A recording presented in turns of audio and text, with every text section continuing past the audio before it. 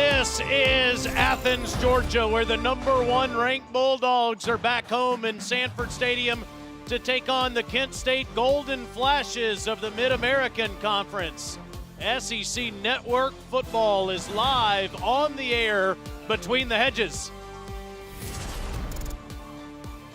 With the College Football Hall of Famer Matt Stinchcomb, I'm Taylor Zarzer. Tara Talmadge is between the hedges. You'll see her in just a second. Stinch, these dogs have not been tested through the first 3 games of the season on the field, whipping each of their 3 opponents. Everybody's saying how historically great this team is, which makes you wonder, is the stiffest competition the noise off the field? Possibly, yes, because of all the adulation that they're getting and the coaching staff doing their best to temper that, to try to turn their minds inwardly, because really, as you pointed out, they haven't been stress tested yet. Not on the scoreboard and not from the opposition. Really, the toughest team they've played is themselves during the week. A little bit of a different proposition, though, today from Kent State. Not only offensively a little bit different, but defensively, the way that they deploy, it could be a bit of a challenge. It's certainly more of a curveball than the defenses we've seen. And offensively, the talent that they've had, just remarkable. Brock Bowers at tight end, so he's lined up as a flanker. You run a heavy run look, a G lead look. You even hand it off. There's no better fake than an actual handoff. Flip a reverse, ask your quarterback to block 2 defenders. He does it, decleats one of them, and of course your tight end takes it in on a reverse. How about the tight end lining up at tight end? Over the middle, you run a flanker through the back end, so you draw the eyes of the field safety, but then you also fake a run downhill to the boundary safety. He has to fill. It opens up the middle of the field. And Brock Bowers doesn't need this much space to be open or to make yards. He does all the work on his own afterwards. He's just not a guy that's easily tackled. So physical and fast with the ball in his hands. It's so bizarre to see a guy that's terrific at tight end, and if he wasn't a tight end, he might be a tailback as they get them the football in his hands and let him do the rest. He has been sensational. An All-American last year, certain to be one again this season. Kent State won the toss and deferred. Georgia will receive. This is the second all-time meeting. Georgia and Matt Stinchcomb defeated Kent State 56-3 in 1998. The Golden Flashes are trying their best for us not to be able to identify them today, wearing yellow numbers on those white jerseys. And the Dogs will get it at the 25 with Stetson Bennett at quarterback. Here's Tara Talmadge for more on him. Well, Stetson Bennett is doing something new this year. It all started after that national championship game. When he was watching it back, he was thinking, oh, I could have done that. I could have done this. So his fix for that was to start mapping out the field and realizing where he can take risks, when he can really push it, and when he needs to be a little bit more patient. Clearly, that is paying off for him so far this season. He's a Heisman contender so far, Tara. He was the Walter Camp National Player of the Week in Week 1 and has played terrific football through the first 3 games of the season, completing 73% of his passes so far on the year, and he's going to throw one here on the first play. He wants to go deep to McConkey, trying for separation, and he can't make the grab. Good coverage by Montre Miller for Kent State. Good bit of hand fighting there towards the end of that route. This was something that Stetson Bennett mentioned coming into the game. You know, what would you want to do better so far? Because we talk about the offensive proficiency, deep shots. Wants to hit more deep shots. Had one there. McConkey just incapable of coming up with it.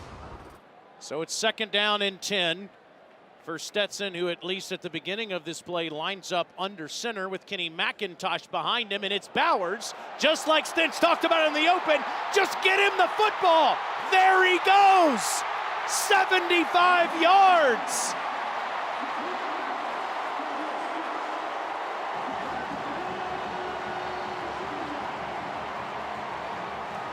The late, great Larry Munson once said, my God, a freshman? How about, my God, a tight end? 75 yards on a sweep for a touchdown.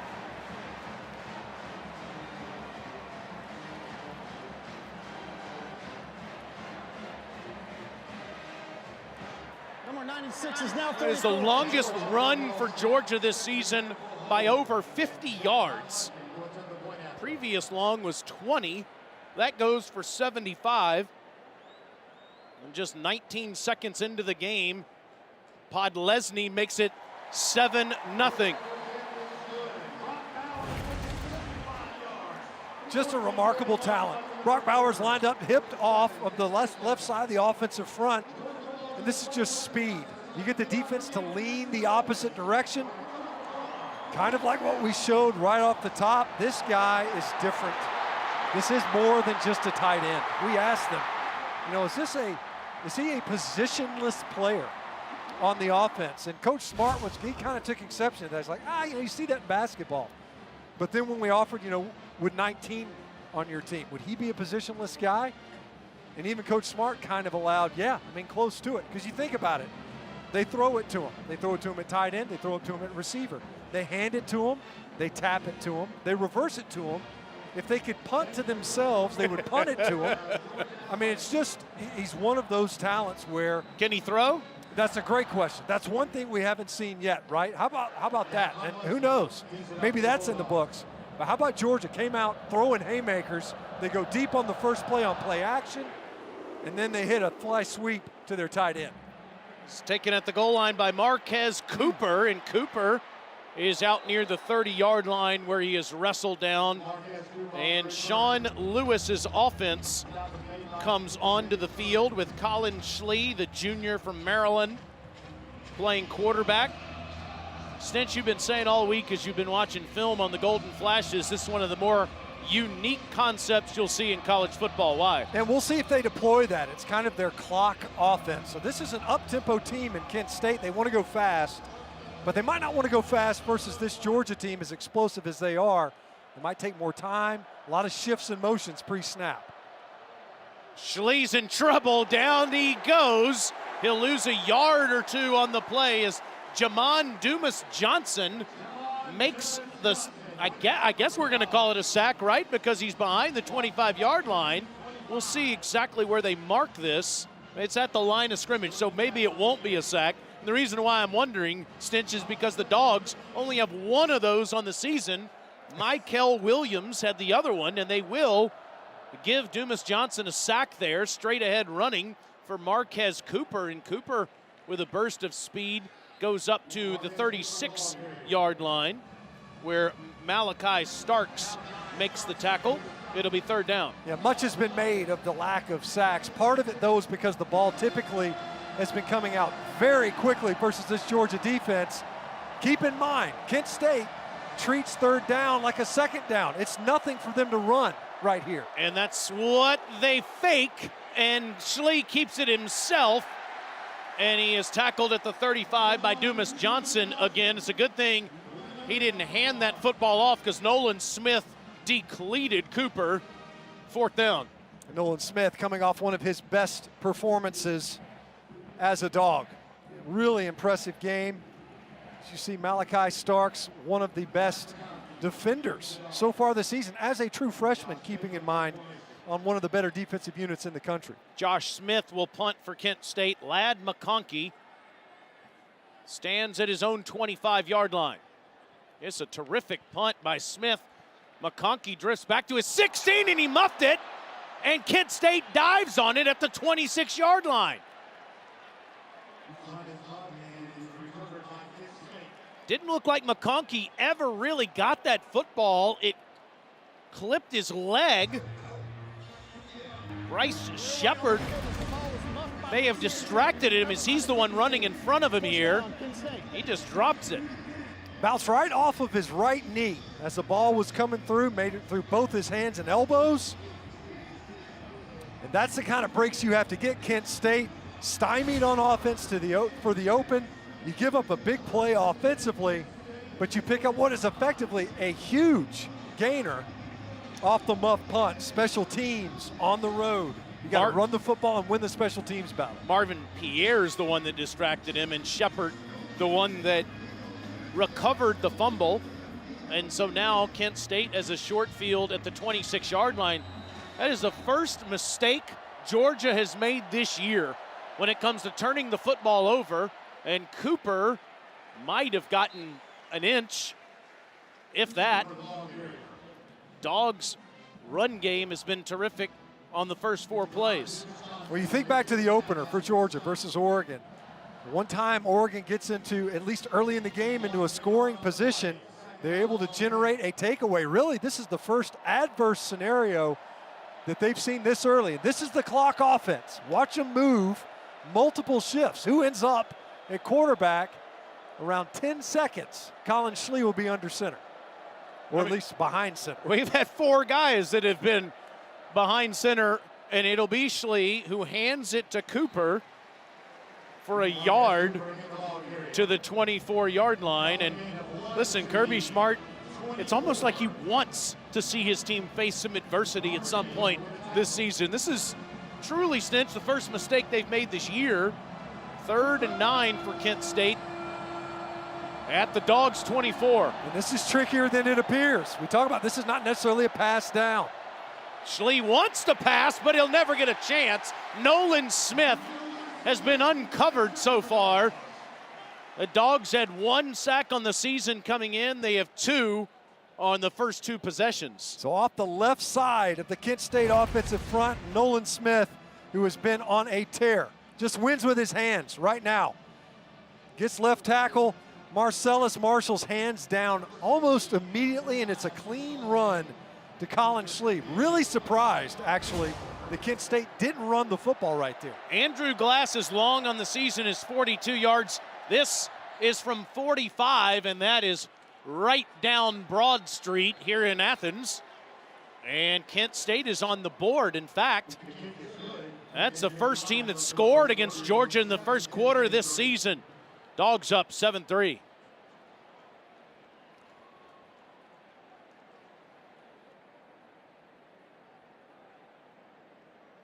As one of the most successful education initiatives in the state, the Georgia Lottery funded Hope Scholarship Program currently provides Georgia students with financial assistance for attendance at eligible Georgia colleges, universities, or technical colleges. Since its inception, more than $13 billion in lottery proceeds have been appropriated to more than 2 million Hope Scholarship recipients. Since inception, the Georgia Lottery has awarded more than $2.9 billion to the University of Georgia for Hope Scholarship recipients. Joining us today to present a check to President Moorhead is Georgia Lottery President and CEO Gretchen Corbin. Thank you to the Georgia Lottery for your continued support of education in the state of Georgia. Earful after McConkey muffed the punt, the first Georgia turnover of the season. Now, Kirby does this in practice to guys like McConkey all the time, in part because he said we haven't had any adversity in the game until now, and now you're seeing it in the game too. Coaching opportunity, and they're not going to pass up on any of them. And Kirby Smart recognizes, we just talked about, they've had a clean slate from a takeaway, or turnover rather, standpoint. No longer the case. And you wonder if you'll see Kearis Jackson, who has the ball now, returning punts. He's the other option back there. There he is returning a kick back to the 17-yard line. And so Stetson Bennett, McConkey, and Brock Bowers, who had the 75-yard touchdown run, will come out on the field. Hard to believe the Dogs had no turnovers in the first 3 games of the season. Now they are +5. They fall to +5 in turnover margin here in week 4. Bennett has been terrific with the football, throwing 5 touchdowns against no interceptions. He's also run it in 3 times. He almost had a 4th last week against the Gamecocks. Did get 1 in that game. Hasn't run it with his tailbacks yet, and he throws behind his intended receiver, big Darnell Washington, 2nd down. Stetson Bennett take a shot as he released that football, ended up on the turf, but it has been a very efficient year, to say the least. I think last week, 16-23, and the 284 that he put up. Also made some plays with his legs. Has been especially efficient in that element of the game. Yeah, Keyshawn Gamble got the hit, Snitch, on Stetson Bennett on that last play. Now it's Kenny McIntosh, and McIntosh gets loose for a 1st down run up to the 29-yard line. That's a pickup of 12 for the all-purpose tailback. Big hole, and really a little bit late filling from Nico Bolden. He's a defender that they're trying to spill these runs to. They want number 24 for Kent State to make a lot of plays. That time, receivers coming in, Dylan Bell with the late hit. Fake to McIntosh, and Bennett will keep himself. A lot of design quarterback runs as he takes a huge hit from Caleb Johns as Bennett was giving himself up there. It's a pickup of 7. Bennett, as I was mentioning a minute ago, Stinch, he had a touchdown run on a quarterback keeper in the first half last week, then just about walked it in the second half. And there's McIntosh. You're still wondering who the Zamir White is on this team. It feels like McIntosh is the James Cook, the guy that catches so many passes out of the backfield. Can run it too, and he finds first down running room around the right side where JoJo Evans is going to push him out. They're going to put this right at the sticks, and they're going to mark it short. So it's going to be 3rd and maybe an inch, and Georgia's ready to go quickly. Yeah, Georgia quick over the ball. Big Darnell Washington to the left. And they dump it off to Bowers for an easy pitch and catch, first down into Kent State territory. You know, that's excellent execution, right? You get over the ball, you're heavy-handed up front. Everybody's leaning on their hands, and you're thinking, man, here comes the run. No, there's an easy access throw just outside to Brock Bowers. Take it. That's a pitch and catch. That's easy money. Excellent job by Georgia, not only seeing that opportunity, picking it up and hitting it. He actually looked like a tight end on that play. Yeah, that's right. He kind of did. 13-yard completion. Bennett now will dump it to McIntosh, and he's so good at this, but a nice shoestring tackle made by Caleb Johns. McIntosh already with 16 receptions on the season. This one goes for 10 yards. Really well-executed screen that time.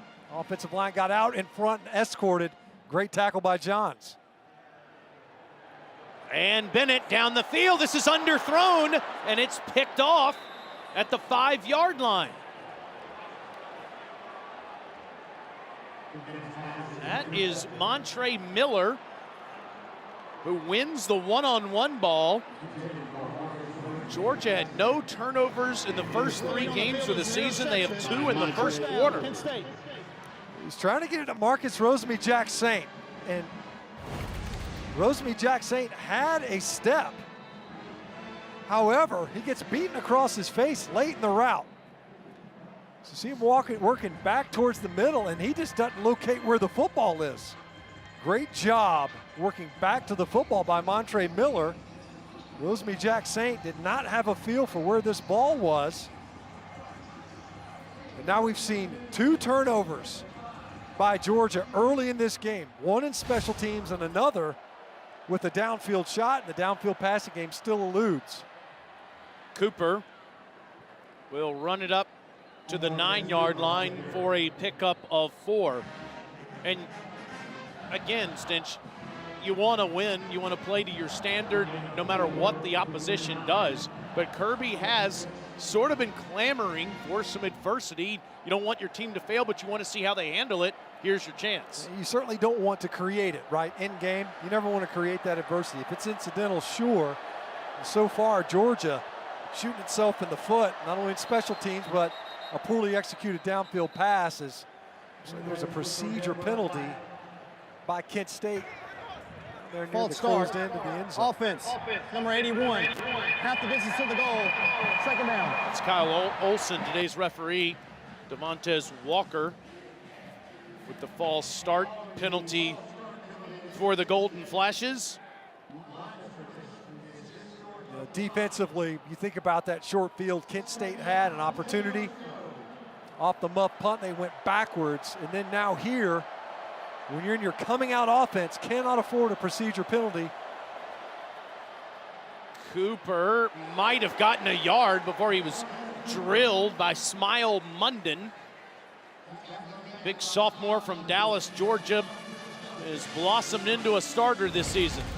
Smile Munden is one of those guys. He's built almost like an outside linebacker, long guy, able to cover some ground.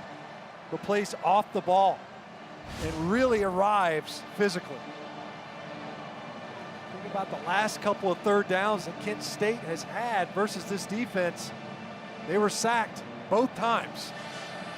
You have to think right here, you got to be very smart. I don't know if you're even thinking conversion as you are room to punt. Schlee gets it off, throws it deep and over the head of his intended target. He did put it where only Walker would have a chance at it, but Lassiter was running with him. 4th down. You know what, Kent State, they're not backing down, that's for sure. You think about taking a shot in the red zone with a pass.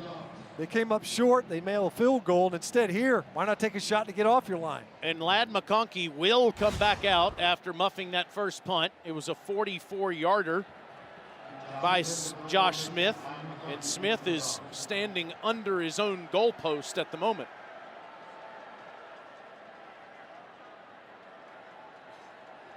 They don't just shift on passing plays, they do it on punts too. Watch out, it's blocked, and it goes back out of the end zone. Jalen Walker blocked it. This would be a safety. There is a flag down.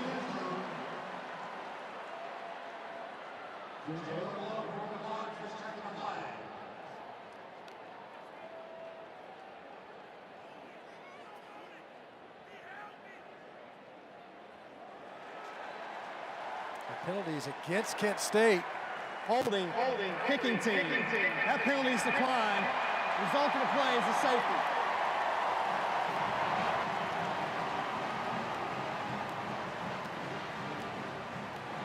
Time to celebrate after Jalen Walker comes in unblocked to give the Dogs 2. Georgia's been very aggressive in their punt team, their punt cover team rather.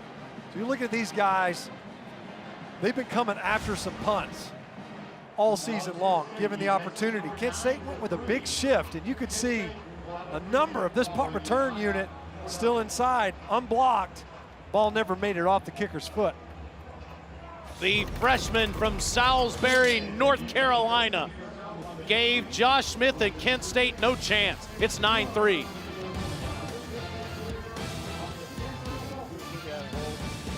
Back in Kirby Smart's favor after 2 early turnovers. His defense makes a play. Jalen Walker blocks a punt, and the Dogs are up 9-3, and they will get the football. See the numbers so far in this game. Kirby trying to get his return team set. Probably don't practice safety punt returns very often. Here's Kearis Jackson at the 20-yard line. And he runs ahead to past the 40, where the Dogs will get back on offense. And yes, they had a 75-yard end around for a touchdown from Brock Bowers. But other than that, Stetson Bennett hasn't looked as sharp as he has the first 3 weeks. Well, you think, you got the one to Ladd McConkey. McConkey couldn't come up with it after hand fighting with the defender on the very first play of the game. And of course, the ball downfield to Rosemary Jack Saint. Looked like it was underthrown a hair, but also Jack Saint allowing the defender to cross his face and get underneath that route. But you're right, not nearly as efficient early in this game. He's 2 of 5 with an interception. That's Kendall Milton that moves to his left, hands it to him, and Milton goes nowhere. He's going to lose yardage on this play. Oliver Billett with the tackle. Stinch, what's the difference between McIntosh and Milton, if there is one? I think Milton feels when he runs it like he's more downhill. He's got a little bit more behind his pads than McIntosh. McIntosh, as you characterized earlier, more reminiscent to James Cook. A threat out of the backfield as a receiver. A good runner, no doubt, between the tackles. Milton has got just a little bit more thump to him. Kendall's out, Kenny's in. Stetson throws, and he throws a bit behind the receiver, Dylan Bell, but Bell makes a good catch for 9 yards. It's 3rd down. That time with the defender kind of squatting on the hash, that ball behind Bell, but where it needed to be so that it wasn't a threat to be picked off. Bell did a great job of adjusting to it. The true freshman, and he's out there early, of course, because A.D. Mitchell not available today. Georgia sensational on 3rd down. They're 1 for 1 today, over 60%. Number 1 in the SEC, top 3 in the country. Converting on this play, and they'll do it again as Bennett puts his foot in the dirt, and he gives himself up inside the 40. Now he lost the ball, but he was already down. More effective running from the senior quarterback for 12 yards. And this is a design QB run. This isn't a scramble. He sells it really well, holds it. Linemen and backs get downfield, are able to get some blocks. And QB draw last week as well versus South Carolina. Marvin Pierre is down for Kent State. They'll tend to him, and we will be right back at Sanford Stadium.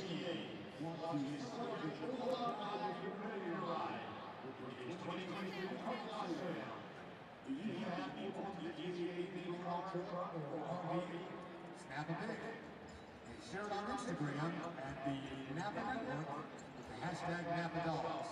Dog Show. Quarter, this offense in the first month of the season has been one of the best in the country, scoring more points than they did per game last year, Stinch, and they're doing it in a different way than they did when they won the national championship. Yeah, you look at the passing yards, obviously elevated, and what's kind of curious too, of course, is that, you did transition at quarterback a season ago. I think part of this is not only a healthy wide receiving core, although they're without A.D. Mitchell today, but also what they're doing with the passing game. A lot of quick passes. Fake the flip and then throw it out to McIntosh, and McIntosh gets down to the 31-yard line. Yes, Todd Monken has talked to you and to many analysts so far this season about creating a new identity, and so far so great. Yeah, he's been able to distribute the football really well. Obviously, the center of gravity oftentimes is Brock Bowers, and justifiably so. But they're capable of spreading the football around. 11 different guys a game ago, a conference game, and on the road, 11 different guys caught passes. I mean, they've been able to involve a number of skilled players in offense so far. Todd's hiding in there somewhere in the glass, and this is a handoff that goes to Kenny Milton for a first down run. We haven't seen a lot of traditional runs by Coach Monken so far this season.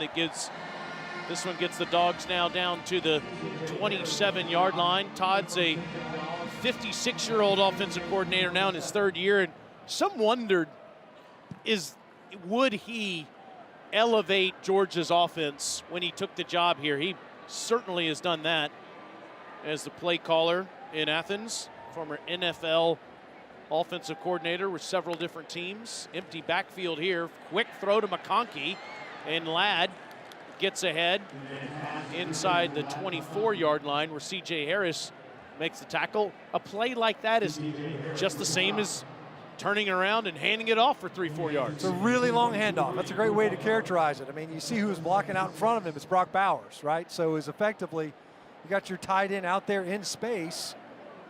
It's a good job of spreading the football around, finding ways to get the ball out, partly because this defense wants to push you to the perimeter. Well, Georgia's so far this season been capable of leveraging their perimeter players. Dejon Edwards, third different tailback we've seen in the game, is in the backfield. Throw across the middle, and again, a throw behind the intended target. Dylan Bell was open. That time, Bell just takes his eyes off the ball. True freshman out there. Georgia feeling the absence of A.D. Mitchell in that regard. And yeah, ball's behind. You've got to come up with that catch. Not well placed, but very catchable ball. True freshman with a coaching moment right there over the middle, because you catch that, and even if it stops you, there's a chance you get in the end zone. Georgia needs to get to the 17 to move the chains. Bennett is going to throw, and this is a good ball to McConkey for a first down to the 14-yard line. Well, talking with Stetson Bennett yesterday, and the familiarity, the chemistry, really, that he's been able to develop over the course of the season, in season last year, right? Because it wasn't as if he's getting those first-team reps. He had to earn that over the course of the year to develop that chemistry, but that's not the case coming into this year. And McConkey, even though he's very early in his career at UGA, one of those guys that is a comfort zone in the passing game. 10th play of this drive after the Dogs got the safety. This is a handoff to Edwards, and Dejon won't get much. He's more of the traditional in-the-game downhill ground gainer as opposed to Milton or McIntosh.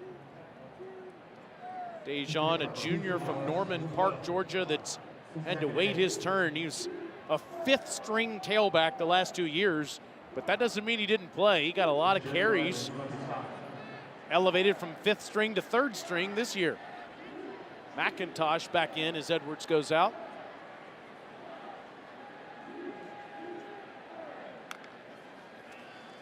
Bennett facing pressure, and McConkey heard the footsteps. Yep.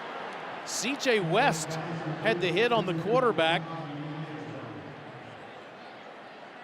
But this is one McConkey could have grabbed. Tough afternoon so far for Lad McConkey. This is a touchdown. That's a catch you make. There's no doubt he felt the pressure coming downhill, knew it, kind of alligator armed that ball. A drop on the deep ball, a muff punt. You see Brian McClendon over there. Those his better players struggling a little bit early in this game. Georgia's been perfect on 3rd down so far today, but this is a little... Kirby Smart with a timeout there. Timeout, Georgia. Timeout, Georgia. Their first of the half. 30-second timeout. First quarter has been a bit strange for Georgia. They've ended the game against their first 3 opponents in the first quarter.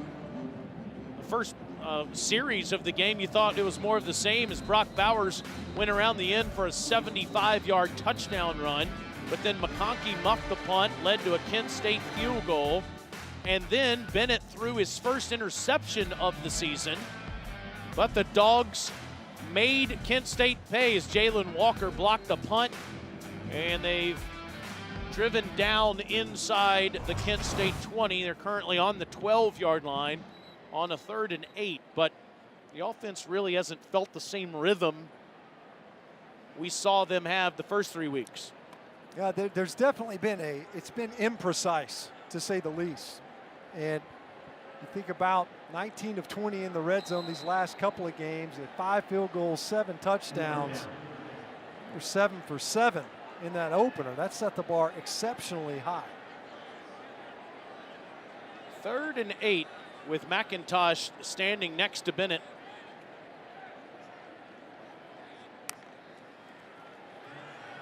Stetson, the pocket's collapsing. He waited too long, and C.J. West sacks him outside the 25-yard line.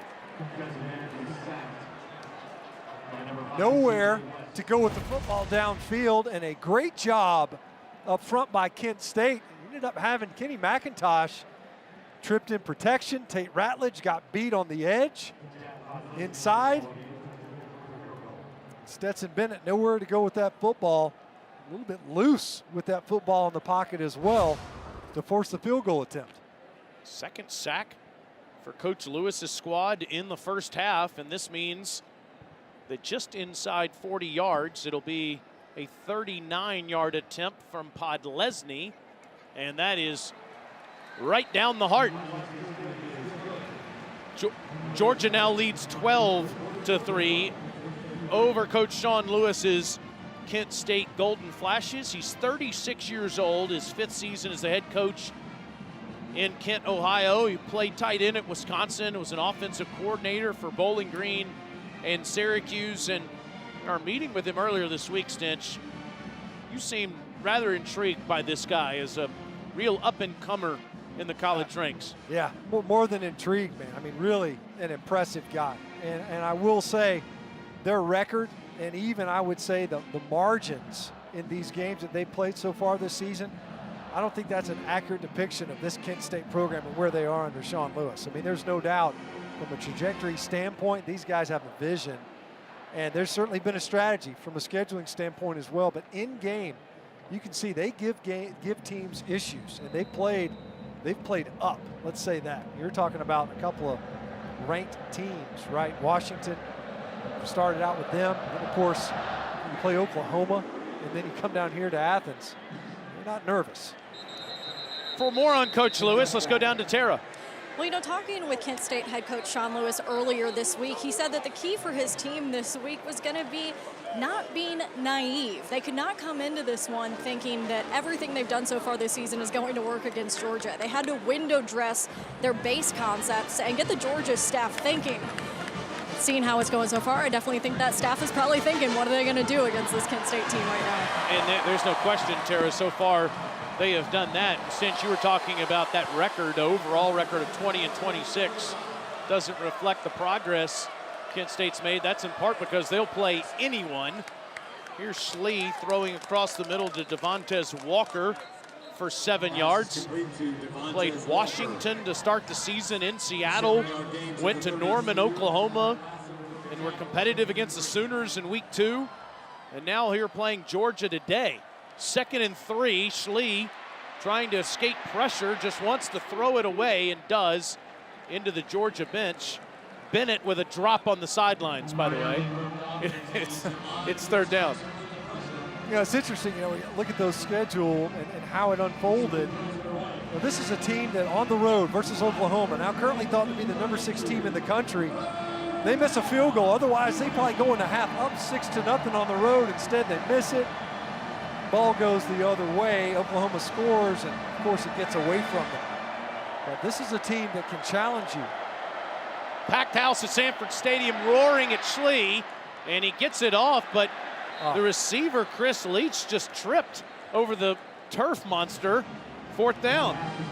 You know, the arrow pointing the opposite direction on the 30-yard line, I think that's what got Leach, because if he doesn't trip right there, there's one defender and he's blocked to that side. That screen was well executed pre-catch. As soon as he caught the ball, it unraveled. Otherwise, that's a 1st down, maybe even a big gainer.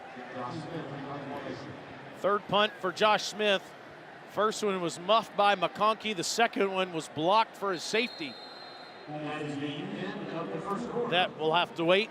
It'll be the first play of the 2nd quarter. Fireworks in the 1st quarter on Dooley Field at Sanford Stadium.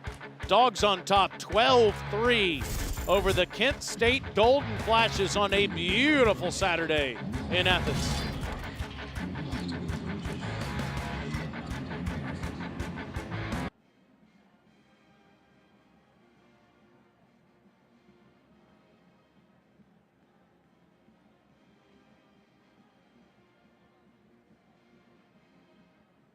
Athens, Georgia, as beautiful as you will ever see for a college football Saturday. Temperatures in the 50s this morning. It truly felt like football. Ladd McConkey is only standing 20 yards away from where this ball is being snapped. I think in preparation for Josh Smith's Australian-style punt. Now he'll back up.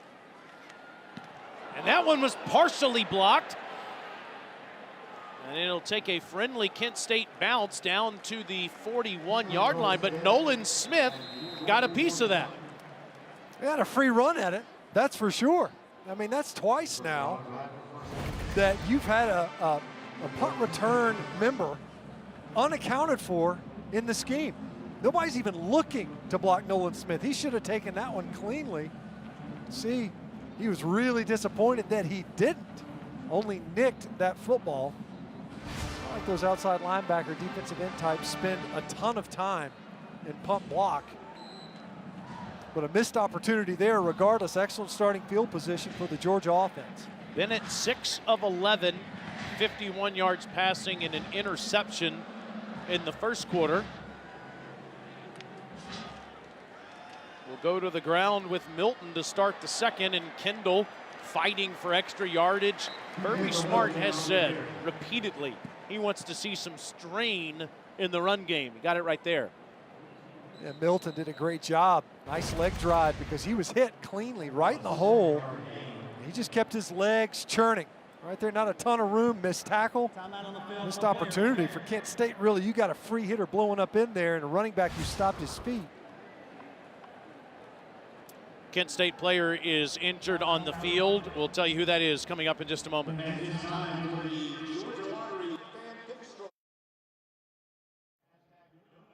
Started on a full day of college football today at 4 Eastern. Number 16 Ole Miss hosts Tulsa on SEC Network at 7:30. Second-ranked Tide takes on Vandy, also on SEC Network. New Mexico has LSU on SEC Network Plus. Every game is on the ESPN app. A&M and Arkansas at 7 in Jerry's World tonight. Tara, who wins? Hogs, Aggies? You know what? I think it's going to be a battle. It seems like with that series, you just never know what's going to happen, but I got to go with Arkansas. I think they're the hot team right now. McIntosh with the catch, and he's near a first down. Do you agree, Stench? You going Aggies or Hogs? Yeah, I would go with the Hogs as well. KJ Jefferson in that run game, really, my goodness, Rocket Sanders. Georgia looked like they were a little bit early pre-snap. That ball, that whole play, somewhat out of sync. Xavier Truss at left guard looked like he was a little bit early. Either that or Van Pran was late with the snap. Keyshawn Gamble made the tackle, and Georgia is short. It's fourth down. Fourth and close to a foot, it looks like. Offense is staying on the field, Matt. Yeah, Georgia didn't even hesitate, just barely in plus territory. Keep in mind, they have reshuffled the offensive front. See if they're trying to get Kent State to jump or if they're truly going to run a play. They are, and Bennett sticks his head in there, and it looks like he got enough. Second effort push. Well, initially, though, there was not a surge to where he could just kind of step back and run in there.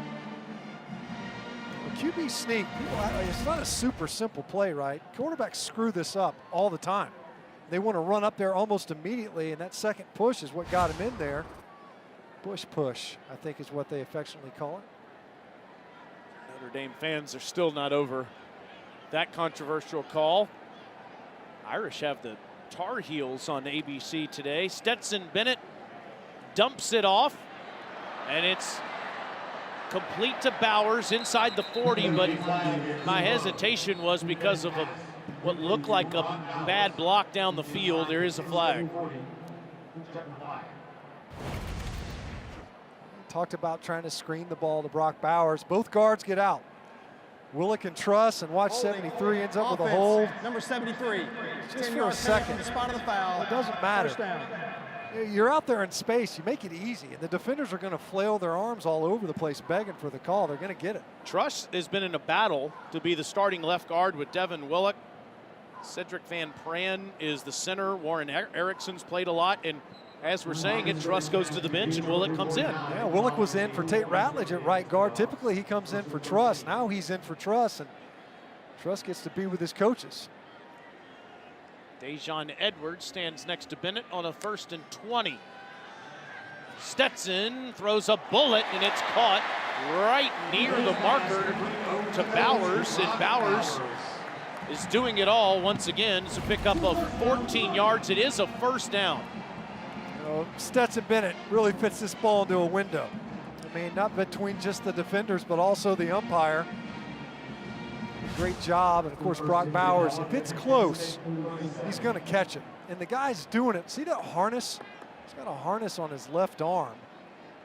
That's for his shoulder. He had a procedure in the offseason. Makes it all the more difficult from a catch radius standpoint.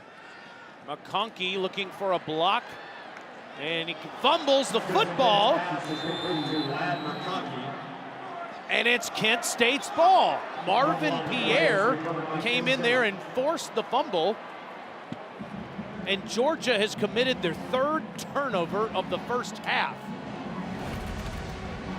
Ruling on the field is a fumble. Covered by the defense. First down. Oh, yeah. Pierre strips it and recovers it. Great job by Marvin Pierre. Got his hand right on the football. McConkey's got the ball in his outside arm. He never looked like he had his hand over the point of that ball. And because of it, boy, a rough afternoon for Ladd McConkey. A muff punt, now a fumble, and a couple of drops. 3rd takeaway now for the Golden Flashes on the afternoon. Georgia hadn't committed one this year before today.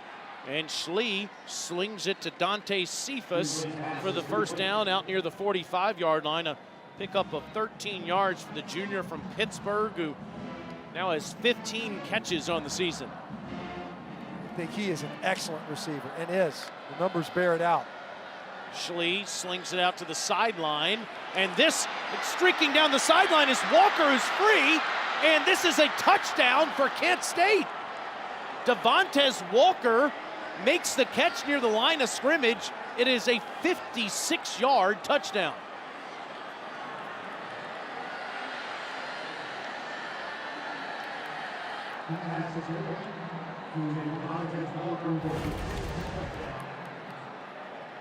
How about this play? You flip it out, you get leverage. Poor insertion. Christopher Smith's playing inside that block. The block gets leveraged. It's almost like an outside run. Just get to the edge and run free. Christopher Smith came up. He was on the inside of the block. Take it to the outside and to the house. An extra point by Andrew Glass makes it 12-10. You know, Herbie on College Game Day always says, I wonder about the sleepy noon kick. The Dogs look like they're not fully alert yet, and Kent State is wide awake. You're not kidding. Gold Flashes came to play. Takeaways, and now touchdowns for Kent State.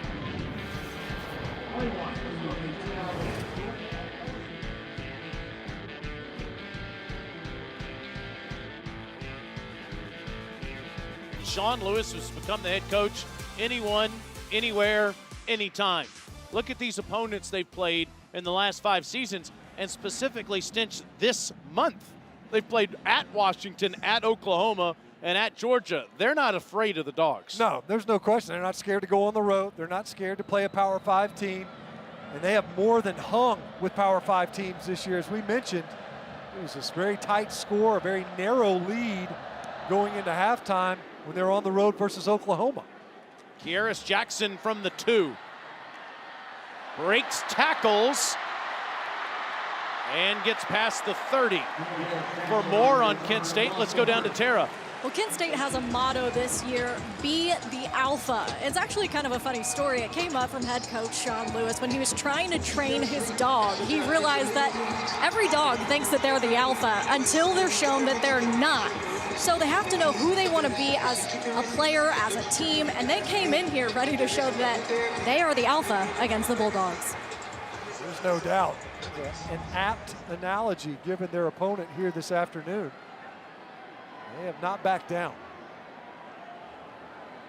Dogs have turned it over 3 times in the first half. 2 turnovers by Ladd McConkey, an interception by Stetson Bennett. He'll go deep again. He's got McConkey, and he can't get it. Just outside his fingertips.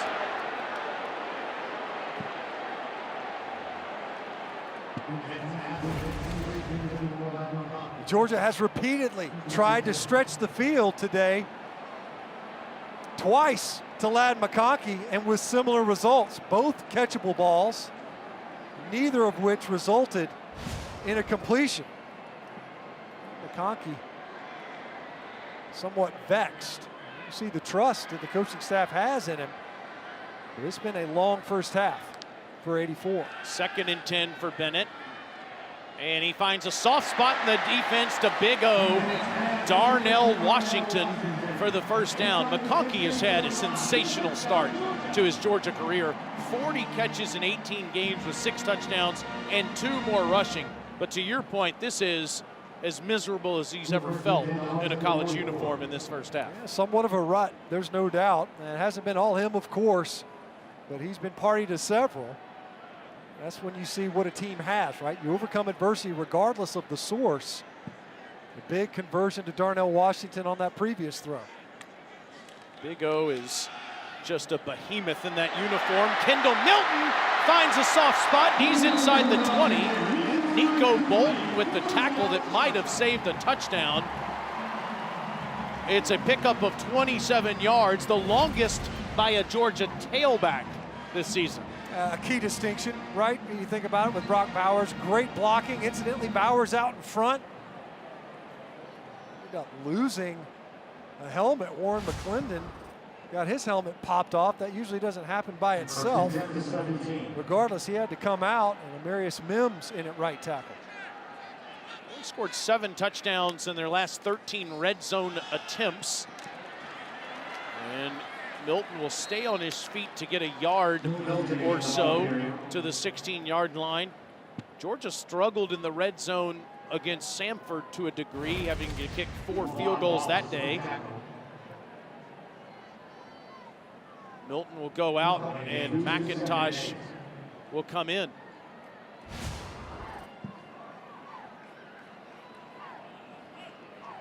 Here's A.D. Mitchell on the sideline. He got hurt on the first play of the game 2 weeks ago in a catch he made and has not played since.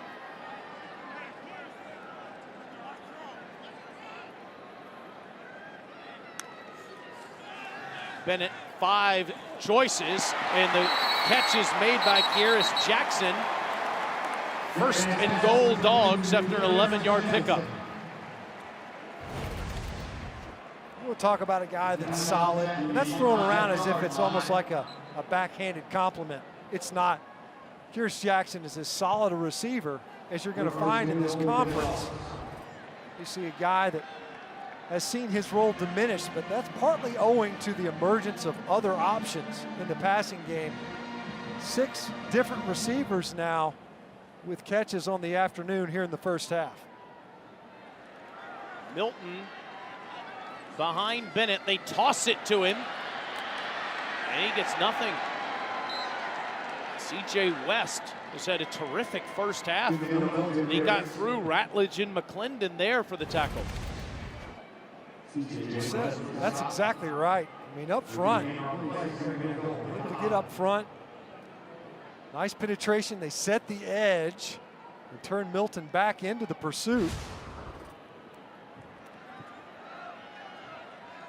Second and goal. One of the quietest sold-out crowds you'll ever see at Sanford Stadium. This bizarre first half. That is pass interference. Marcus Rosemy-Jacksaint made an outrageous catch, although he was out of bounds. DJ Miller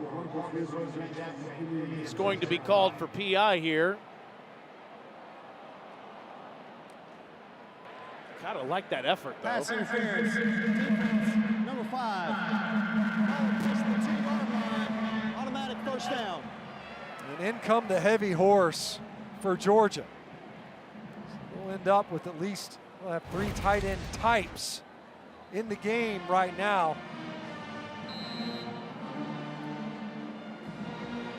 Ball never hit the ground. It hit his legs, and he goes up to the judge to say, look, I caught it. He was out of bounds, but unbelievable effort.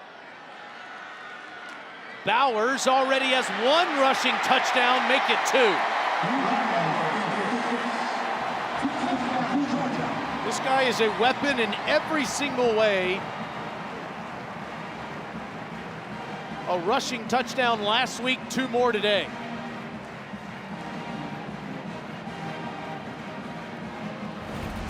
Number 96 is 44 now. We talk about heavy horse. Who's in at fullback? It's Jalen Carter. So you better believe you got to bear up and expecting an inside run, and instead you end up running to the perimeter. And who's out blocking in front of Brock Bowers? Is Darnell Washington. You might as well be an offensive tackle that can run and catch. He had a big 23-yard catch on that drive, and Georgia now leads Kent State 19-10 with 8:15 to go here in the first half. Well, nothing fixes it like a backup touchdown. They had to get back on the right side of this momentum, and who better to do it than Brock Bowers?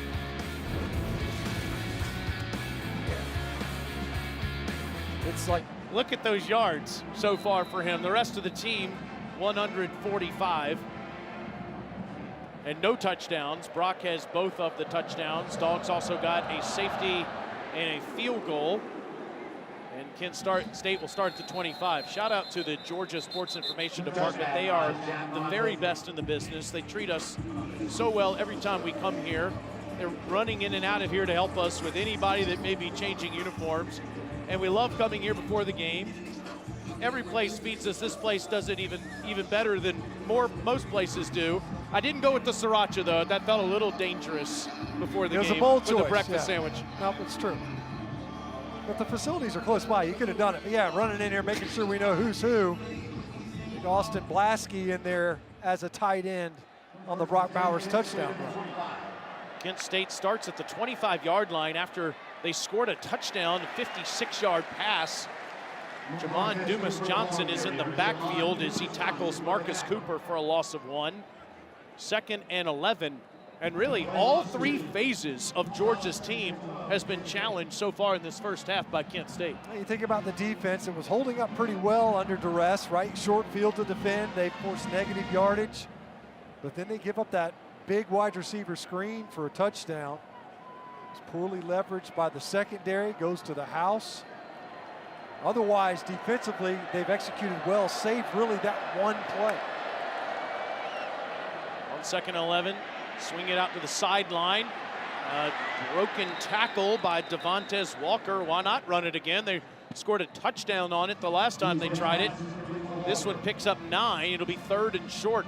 Really nice run after the catch by Walker on that play. When you're out there, Georgia has it pretty well defended. Defenders in place, he just beats tackles. Cooper moves the chains, getting past the 35, up near the 39. Schlee did a really good job of getting that football in his hands, too, on what was a bad snap. A really athletic play by Schlee, and underrated in that regard. Cooper, he runs well behind his pads now. We've seen a couple of times where he has moved the pile. Not a lot of inside runs. Schlee sidearms one to Walker, and Walker's tackled by Dumas Johnson. This guy is all over the field in the first half. He's having a heck of a first half. Number 10 for the Georgia defense, right there in the center. And this is a quick diagnosis. You see him quickly, triggers, there's no chance. Those offensive linemen are gonna come out there and try to pick him up. He's got 5 tackles. 4 of those are for negative yardage. 4 tackles for loss in the first half for Dumas Johnson. Sophomore from Hyattsville, Maryland, who's turned into a starter. And he wants Sanford Stadium to wake up. Place is sold out for the 60th straight time. Swinging it out past the 40, past midfield. This is a first down for Kent State. And staying in bounds inside the 35 is, for Kent State, is Marquez Cooper. But there is a flag down. Man, Marquez Cooper got a great block out in front of him on Keely Ringo. There is no foul for personal foul face mask. First down. 27-yard catch by Cooper. The screen game has really been good for Kent State today. Out in front, nice block. Keely Ringo's just getting pinballed around. Finally got cleaned up. Malachi Starks hanging on for dear life. And that's 107 yards after the catch of their 109 receiving yards for Kent State. Now to the ground with Cooper, and this is another tackle for loss. Bill Norton in the backfield.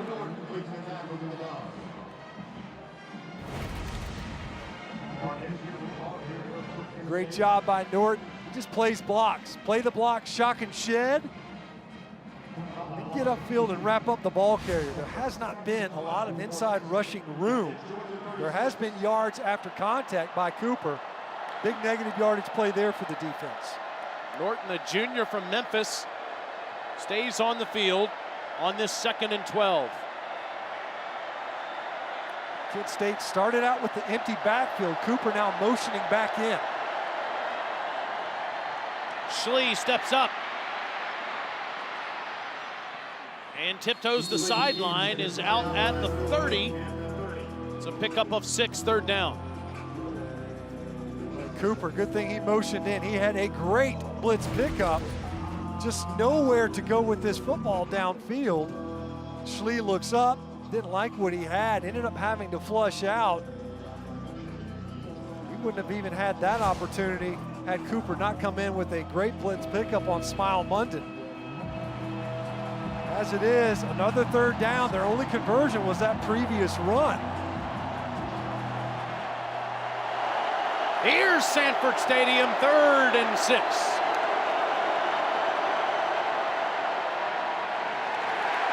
Cooper gets inside the 30, but Bear Alexander was waiting for him. Some young D lineman in there, Bear Alexander. Young defensive front guy they were talking about that might get some reps. And that was one of those plays on 3rd down we talked about it. They didn't even hesitate.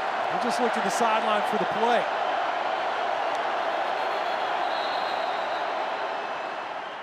Timeout, Georgia. Timeout, Georgia.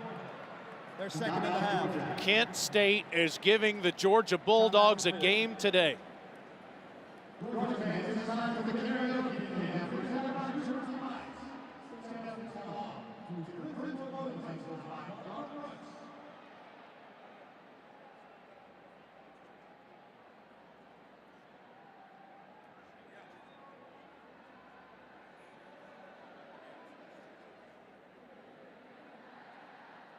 Fourth down, and Kent State has changed their mind. They're going to elect to try to attempt a field goal. They did have the offense on the field at first. Sean Lewis might call timeout. We'll see if this is a 46-yard attempt. No, Georgia will use another one. Timeout, Georgia. They're third and final of the half. 30-second timeout. Now that's interesting, right? And you could see Sean Lewis. He's standing right next to the line judge. He was looking like he was going to take the timeout there. You know, they had an intention to run an offensive play prior to the timeout. You come out of the timeout with your field goal unit, and there was a late substitution by Georgia when they realized the field goal unit was on. Field goal unit's still on the field for Kent State.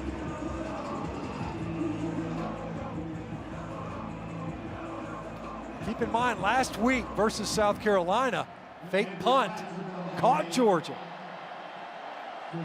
Josh Smith will sit down at the 36. But now here comes the offense on a 4th and 5.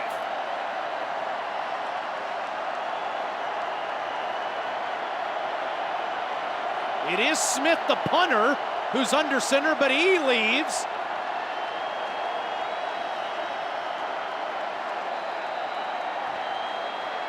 And Kent State will call timeout. Zayn West came in there to act like he was going to play quarterback, a defensive player for Kent State, trying to draw Georgia off.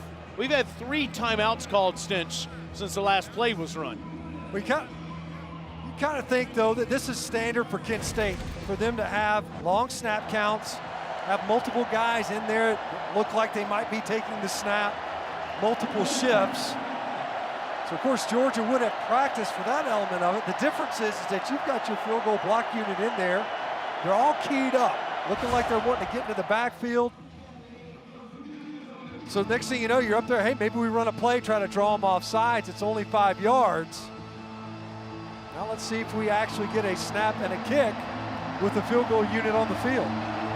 Officially, this is a 45-yard attempt. Andrew Glass has already made one of those in this game. And now he's made another. We have a 1-score game with 3:39 to go in the first half.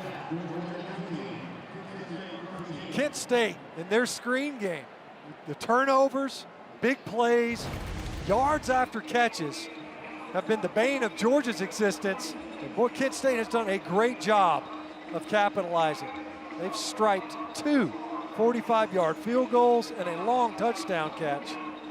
A run after catch, actually.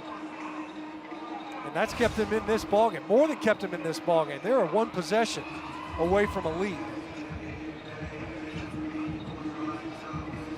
Remember, they get the second half kick, so this next possession for Georgia, important to try to increase their lead over a man that has his team prepared today.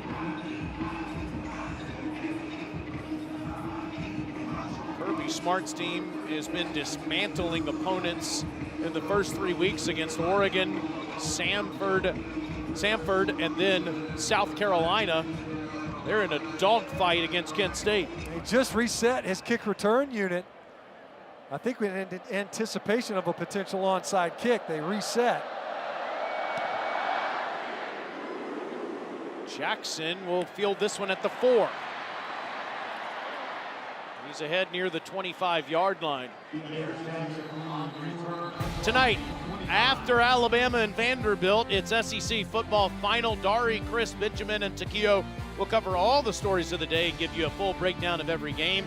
It's SEC football final on SEC Network and the ESPN app. Should start around 10:30 or whenever the Tide and the Doors are done in T-Town.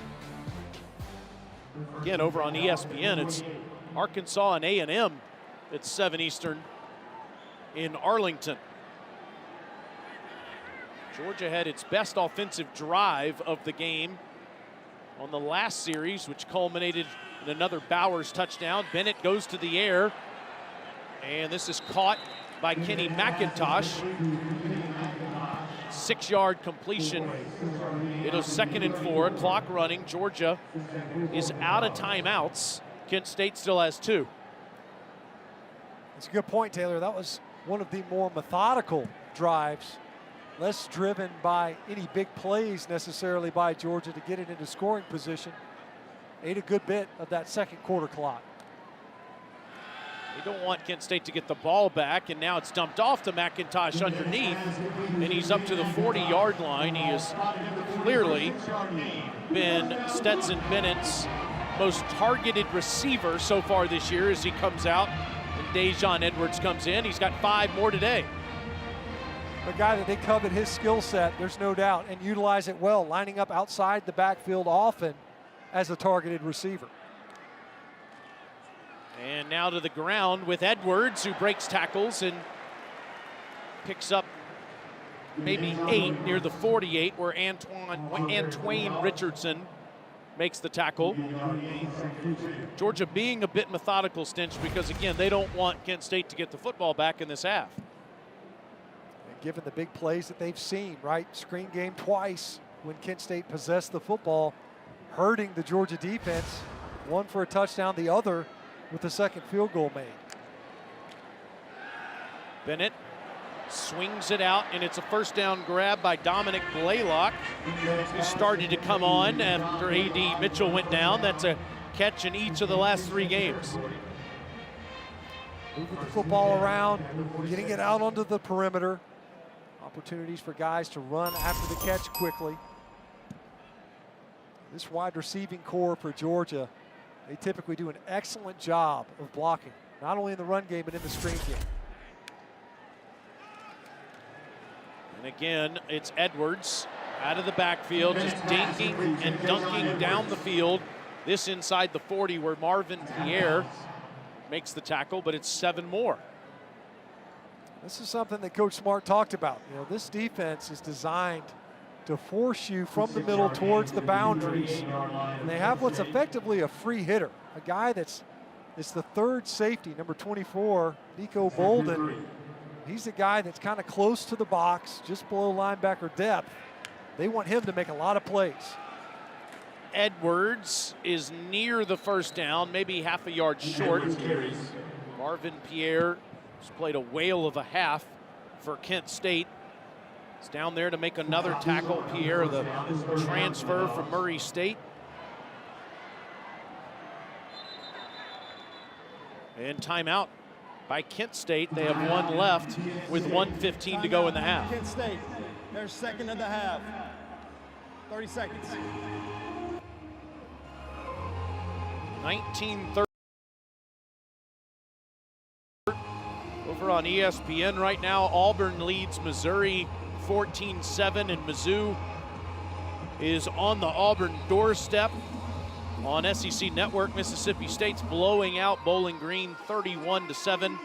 All the other action is in the SEC, at least, is later today. Tennessee and Florida on Rocky Top at 3:30. As you were saying in the car ride home from our game last week, Florida is an 0-3 football team with a 2-1 record. I mean, you look at the way they were able to escape with victories in the 2 wins that they have. 2 bad snaps versus South Florida. Now, who knows how that would have turned out? Does Utah make a field goal if they don't throw a pick? Who knows?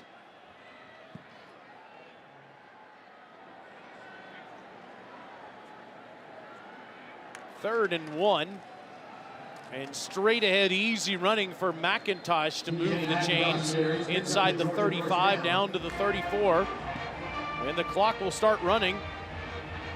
Again, Georgia, no timeouts left.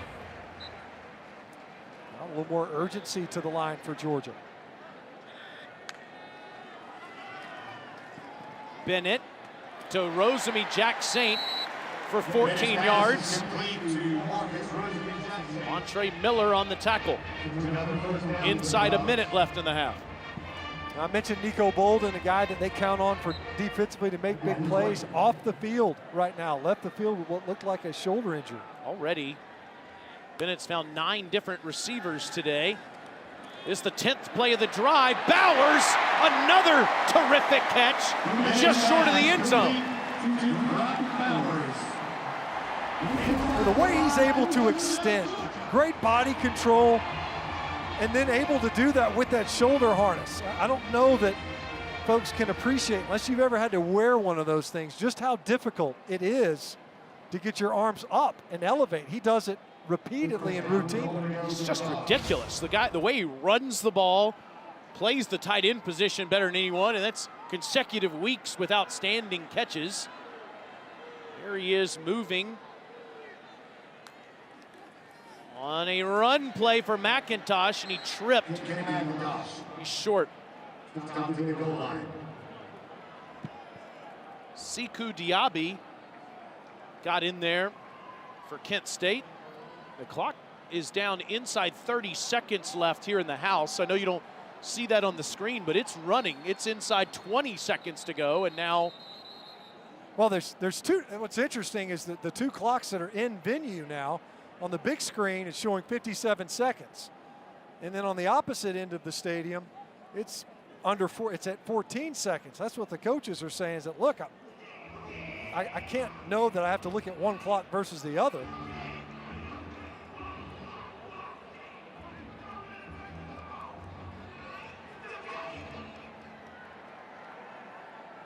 The game clock is good on the video board. Game clock is incorrect. Video board game clock is incorrect. 14 seconds remain in the first half. Yeah, and Kirby Smart's livid, because if he knew that there was only 14 seconds, he would have snapped the ball by now. And the clock should start on the whistle. It does, and now Bennett will take off, and there's a flag down as he dives for the end zone short with 8 seconds left.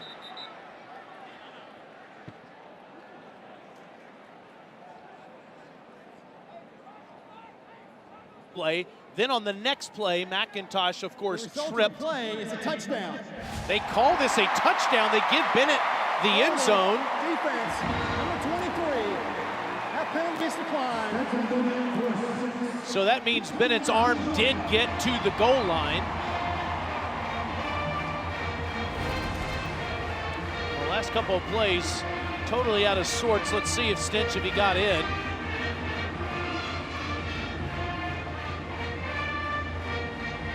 All you have to do is get it across that white line, and with that judge looking straight down the line, he had the best view of it. Had a very similar cut last week versus South Carolina, and was able to find the end zone, this time extending the ball with one hand. You would think that John Bible, the replay official, would take a good look at this.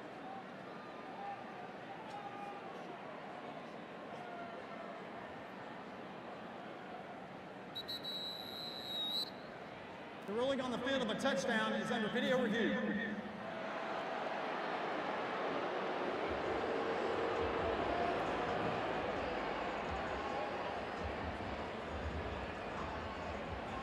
The strangest thing about this, Stinch, and we've had all sorts of timing issues in the last minute, but both of the officials on the field never ruled touchdown in the moment. Then they converged afterwards and decided it was a touchdown. Of course, it's a line to gain, so the booth can initiate this review and are. the big screen here in the stadium, they're showing this about 50 different ways. Well, here's your angle.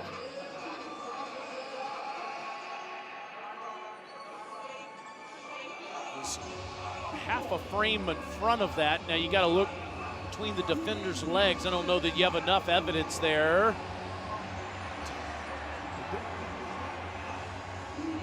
Doesn't look like any body part is on the ground. Don't know how you would overturn that. And it's the front edge of that line and the edge of that line. Doesn't have to get all the way in. Just break the front edge of the plane. It does look as if he's in there. I wonder how big are Stetson Bennett's hands? After video review, the ruling on the field of a touchdown stands. Not confirmed, but stands. Actually, it was a delayed ruling. Never even saw the hands go up until after the officials' conference. Of course, they had to run about, I'm gonna say 85 yards for that replay review. Opposite end of the field to get under the hood to see that play.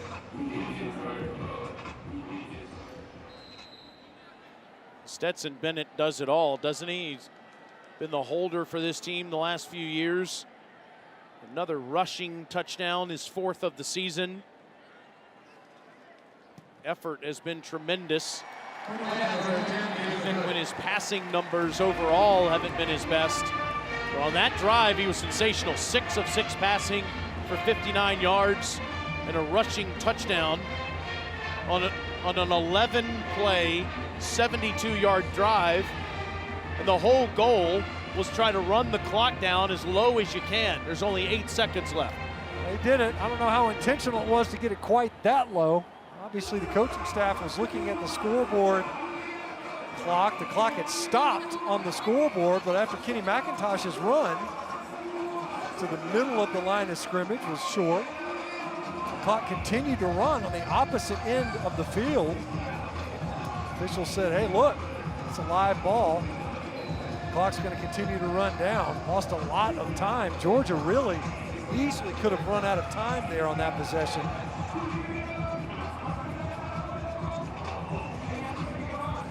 Kent State will get the football to start the second half. Marquez Cooper's coming out.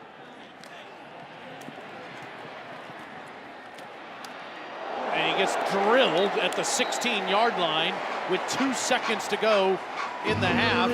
Keely Ringo says hello. Pretty big shot. Cooper did a good job of staying alive until he ran into big number 5. It's one of the bigger corners you're going to find in all of college football. Plenty of plays in the national championship game to choose from. That's as memorable of a play in a Georgia uniform as anyone's ever made with that pick 6 that he had in that national championship. Kent State has come to fight. They're down 26-13 to Georgia at the half. They will get the football first. They forced 3 Georgia turnovers in that half.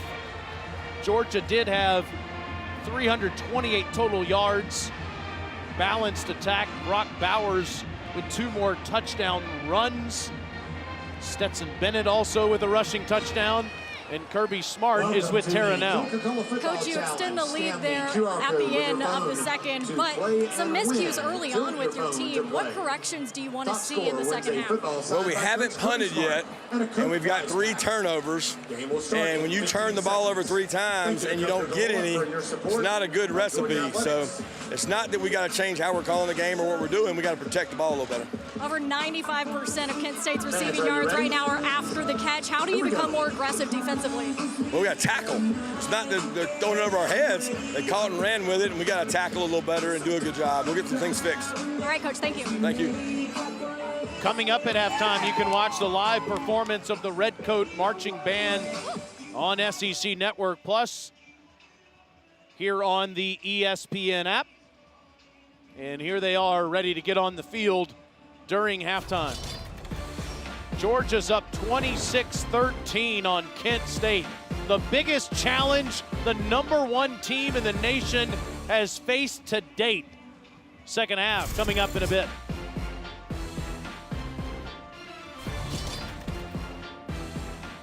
Easy halftime report. Good to have you with us. There are some big-time rivalry games as we welcome you in, Dari, Doring, and Takio.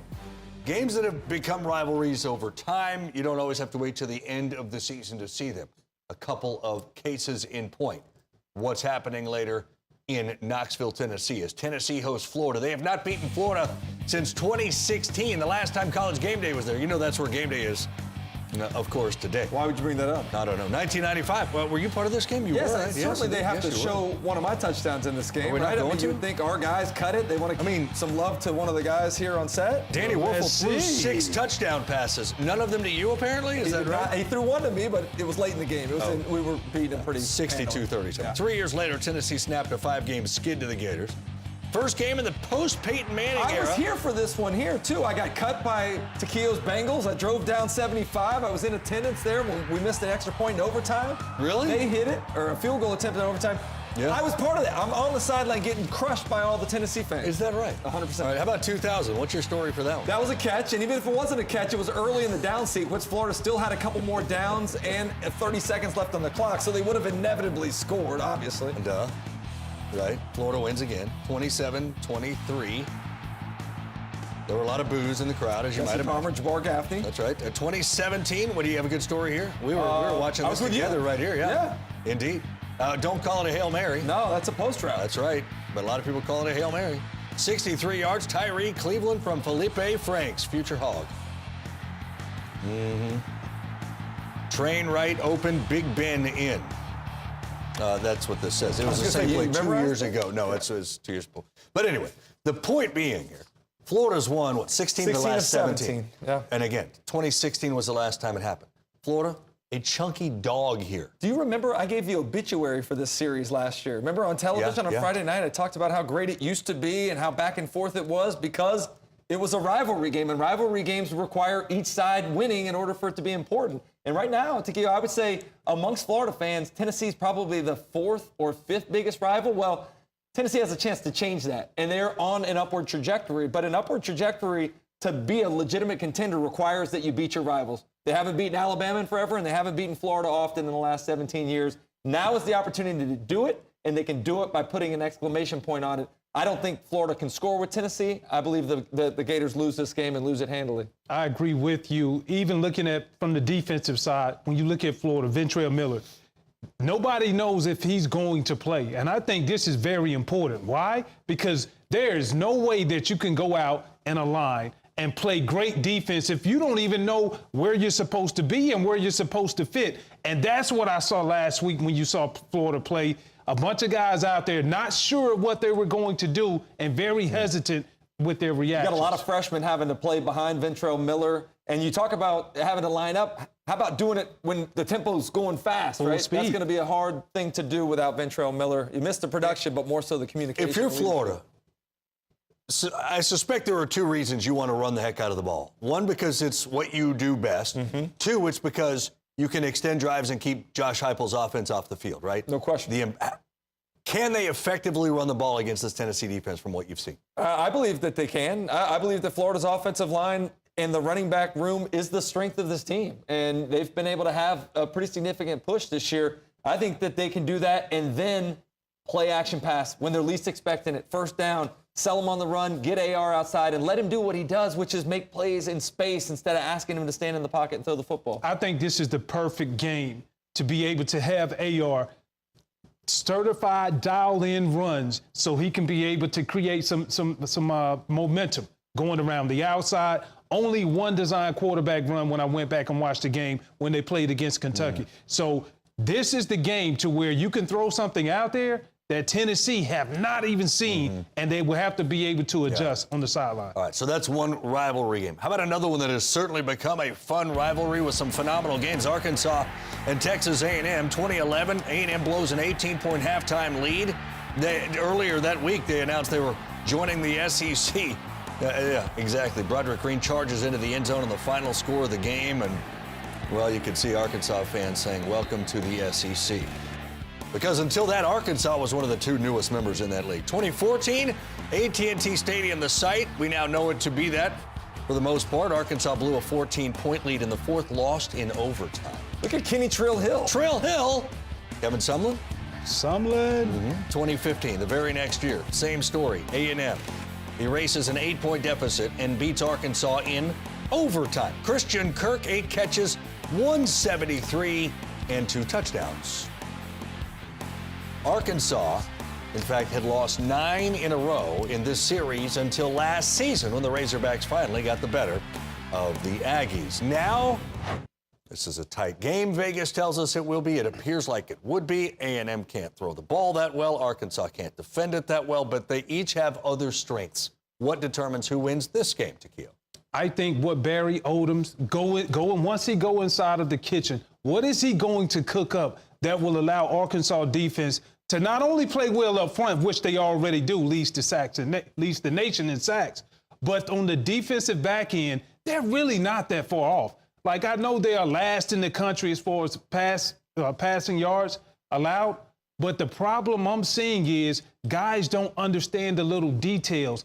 When you have 6 men blitzing, you have to understand, if I can't break that ball up, you have to make the tackle and line up for another down. And that's where they're failing, allowing chunk yards to be able to come off of pass plays, and then it turns into touchdowns. Yeah, you know, Takeo, when I look at Texas A&M, even though they won that game against Miami last week, it was not impressive. The defense got better, but I look at the offense and the offensive line specifically. Everything right now that ails Texas A&M's offense starts with the guys up front. And it's not one guy. It's a conglomeration of different guys making mistakes at the wrong time, which contributes to a lack of rhythm on offense. So what they've got to do is they've got to be better in pass protection. They've got to get rid of those mistakes that have been haunting them, and they got to get back to running the football. Running the football is what they do. Devon Achane's got to get more touches. The offensive line has to give him that opportunity, Dory. You're A&M, rather Arkansas. You know, Rocket Sanders has been the guy, right? He generates almost a third or almost more than a third of your offensive yards.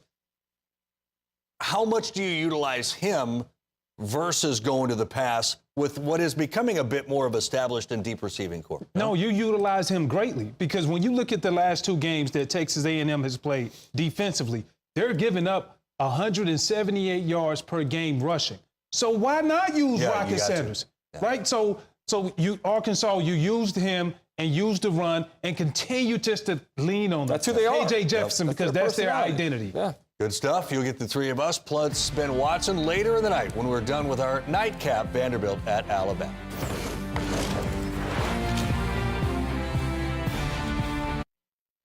Possession game with 8 seconds to go in the half before Stetson Bennett did that. And Georgia leads 26-13 over Kent State at the half. With Matt Stinchcomb, I'm Taylor Zarzer. Tara Talmadge on the field for the first time this season. Georgia has faced adversity in every phase of the game. You know, something that the coaches have been talking about. We really haven't been in challenging scenarios. Well, there have been more than a few here today, and largely due to Georgia miscues, a couple explosive plays from Kent State. You know, the one thing that hasn't changed, no one can stop Brock Bowers. That's right. I mean, we talked about him at the top of the show. This is a guy that can do a little bit of everything. Second play of the game, they hand it off to their tight end, who takes it for the longest run of the season for any Georgia player. Then, of course, he takes it again on an end around to the end zone. 2 touchdowns on the ground for Brock Bowers. And, of course, he's been catching the football as well. Right now, the leading rusher and the leading receiver as far as yards for the University of Georgia Bulldogs. It's the Brock Bowers show in a lot of ways. Georgia overcoming 3 turnovers to have that 13-point lead. They have possessed the football for over 18 minutes in the first half, but as we said, there have been miscues in every phase. You know, early on, Stetson Bennett loading up, looking to push the ball downfield. Rosemy Jack Saint doesn't bend that route. The ball's a little bit underthrown. Dylan Bell, the true freshman, drops one. Lad McConkey also drops one. You're talking about 3 potential touchdowns, 1 certainty. Then nowhere to go with the football. You take a sack, forces a field goal attempt. It's largely been self-inflicted wounds by Georgia in the first half. Credit Kent State They've done a great job of capitalizing when they can and generating a couple of big plays, specifically in the passing game. Yards after the catch have been huge, but you see the muff punt and the special teams. It's been an interesting first half, to say the least, and it's been fueled by turnovers by the #1 team in the country. Gave up a 56-yard pass play, too, in the first half. Defensively, and Kirby Smart talked about it, you got to tackle better on some of these perimeter throws. Those are easy runs after catch when you don't. We're just getting started on a full day of college football. Later today at 4 Eastern, number 16 Ole Miss takes on Tulsa, and then Alabama plays Vanderbilt at 7:30. Both games on SEC Network and available here on the ESPN app.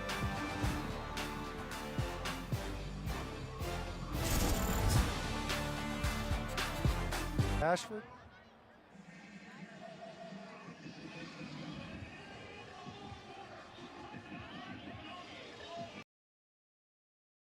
Devontae Walker, touchdown catch, I should say, from 56 yards out. Sean Lewis's team has come ready to play today. Georgia had only given up 10 points in the first 3 games of the season.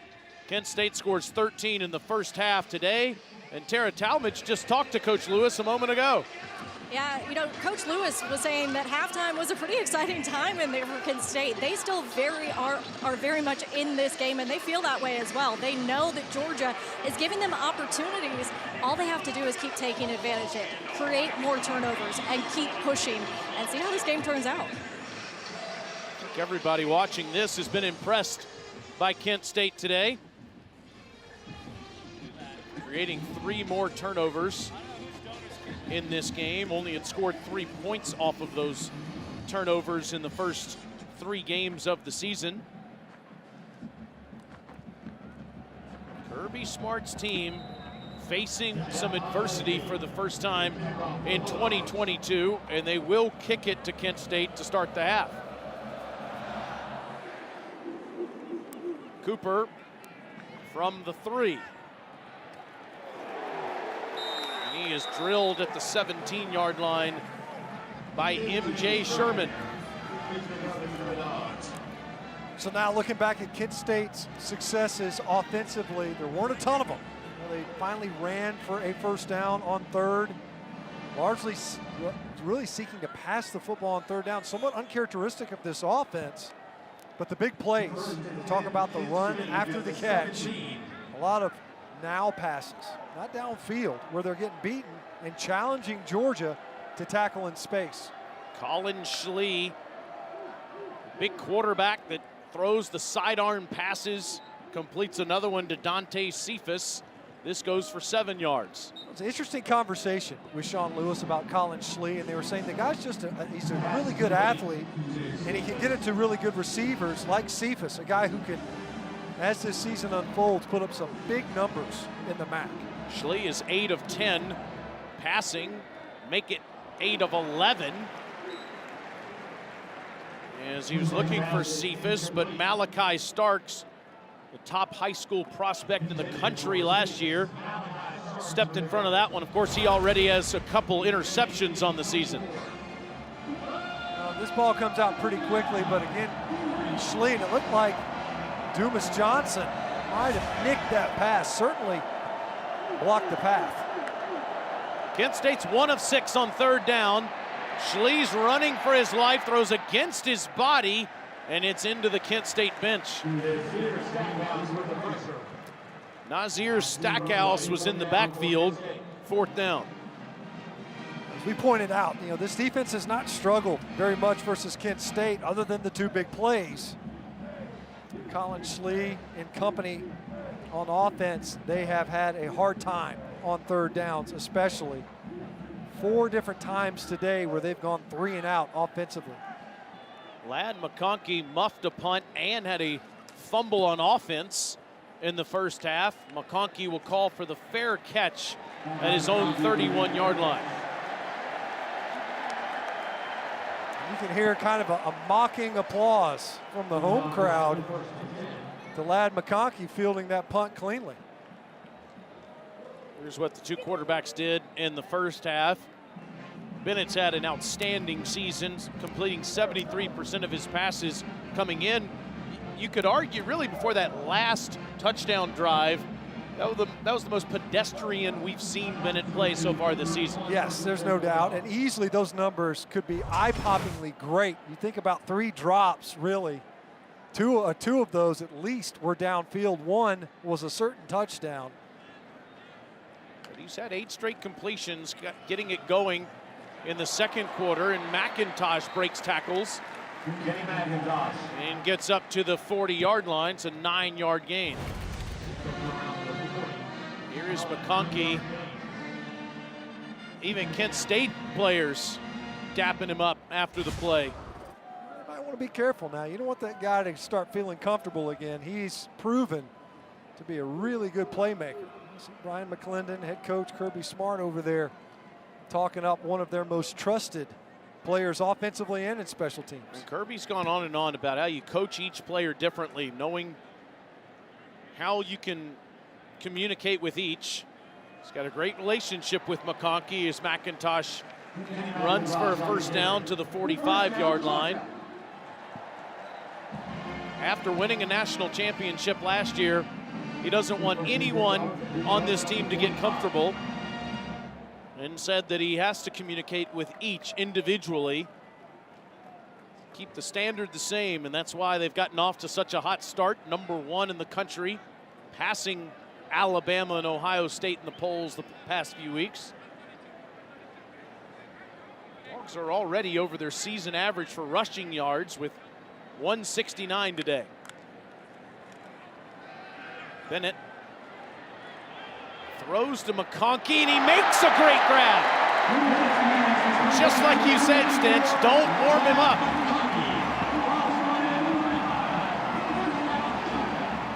This guy's a playmaker. You know, those first 2 quarters, it was anomalous for Lad McConkey. He might have gotten away with a shove. And by might have, I mean certainly. He's going to make sure he had a clean look at that ball, whether he had to do offensive PR or not. Surprised a flag did not come out. It's a 20-yard completion. Dejon Edwards goes to the ground with a burst of speed, breaking tackles. And he's down inside the 20-yard line. This is something Georgia's doing more and more of. Start pulling tackles, pulling guards. This time Xavier Truss coming across the ball. It's a counter tray almost, counter O if you want to call it that. Brock Bowers, you have 2 pullers that you add to the play side. So you're adding gaps over there, and it's hard for defenders to fill them.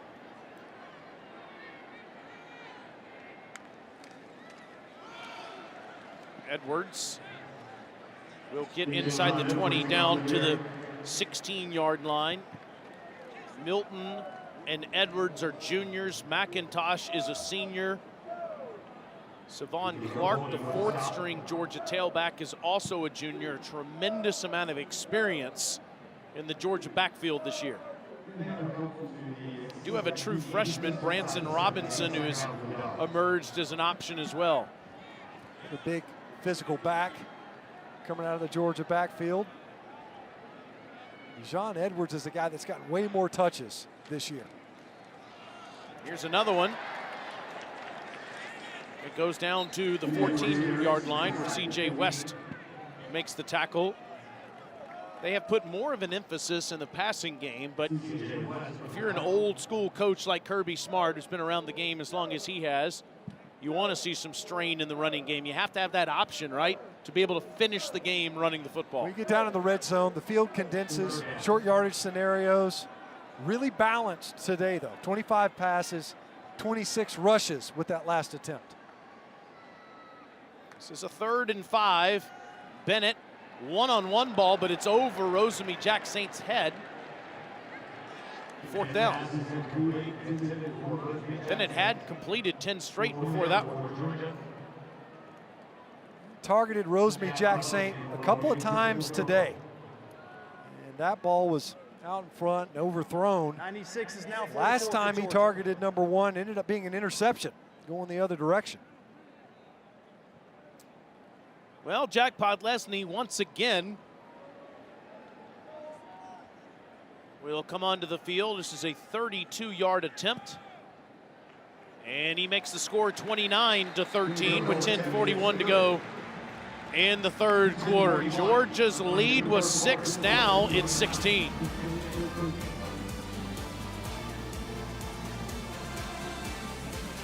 Greatest college football towns, really college towns in the country. And if you want the staples, throwback, old school lunch counter, you go to Ad Drugstore. Right here in town, all kinds of grub, man. These are the staples. This is what you go for. This is literally the meat and potatoes. If you want it fried up, grilled up, lots of butter, lots of fries. Look at the happy customers. I'm one of them. Go in there, you always leave happy. Love the old school spots like that. Oh, man. Hand-spun milkshakes, just the whole nine. And they got it figured out. It's been there forever. 2 weeks ago, you sent us to Last Resort. We had a great time there. Yeah, got both ends of the spectrum covered now, Taylor. You got the dinner covered. Now you got the lunch covered as well. Yeah, no linen tablecloths there in that drugstore. Just awesome lunch counter stools, pimento cheese, everything. Sign me up. Sean Lewis, I bet he could pack away some food over at Ad Drugs. That's a big dude. We saw him down there on the field pregame. Played tight end for the Wisconsin Badgers 15 years ago. And Mark, out of the backfield, there's a catch made past the 35 up to the 36. Devontae Walker lined up in 3 different spots before that play started. He comes across the field to make the 11-yard catch from Schlee. The yards after the catch have been big today, and the yards after the contact have worked too, as Cooper runs almost to the 50-yard line up near the 49 for another first down. That was a nice run, maybe the best run of the day for Cooper, right up the gut of the Georgia defense. Schlee going quickly, and a nice catch made right near the marker. Is Devontae Walker, the 10-yard reception. Sophomore from Charlotte, North Carolina, has been sensational today. Had a big day already, obviously, and is picking up where he left off in the first half here in the second. And back to the ground with Cooper. He's tackled inside the 35 to the 33, where Christopher Smith makes the tackle. I haven't called his name much today. He's terrific, complete student athlete and a joy to talk to on Fridays before the games. Second down and 2, and Cooper hits the hole hard right at the chain where Javon Bullard makes the tackle. I've said it before, I know, is Javon Bullard one of the more undersized defenders for Georgia coming up and making that play. A COVID year recruit, a guy that proved himself to the staff here with his off-field work during that time. And you can hear the crowd coming alive now here on a third down. They've only had 5.1 to go on third. They've done a good job on first and second. Cooper looks like it's enough.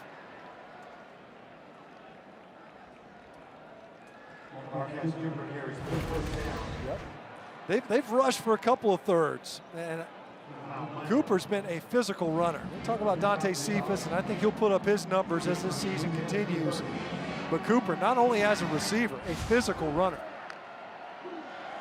Schlee back to the air, throws to the sideline to Cooper, and Cooper gets a first down. Just get it into these athletes' hands. Smile Munden makes the tackle, but not before they move the chains again. Got the Dogs defense on their heels. Great job blocking out wide. Just turn it into long handoffs, get it outside. Kent State just had 4 first downs in the first half. They've had 5 on this drive.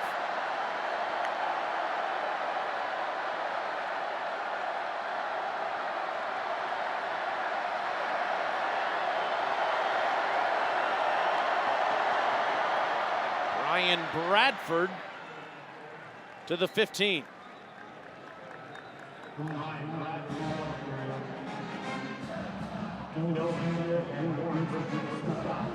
It's the first red zone trip that Kent State has made today.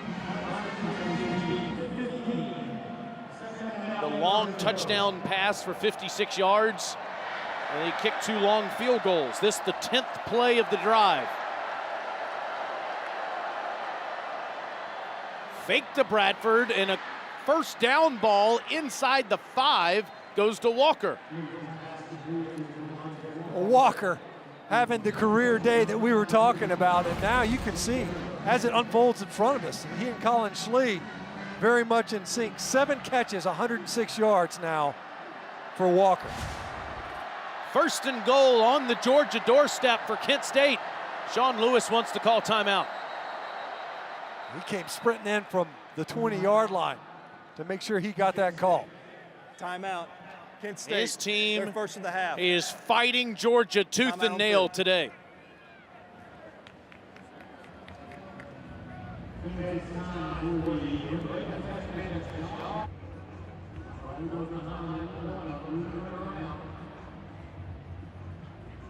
On a 10-play, 73-yard drive here at Sanford Stadium on a gorgeous Saturday.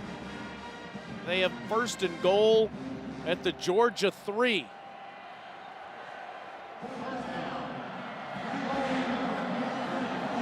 What do you like here, Stinch, if you're Sean Lewis and the Golden Flashes? Well, I think what they're going to do is try to run it right in the middle. See what they've got, these 2 receivers stacked all the way outside of the numbers.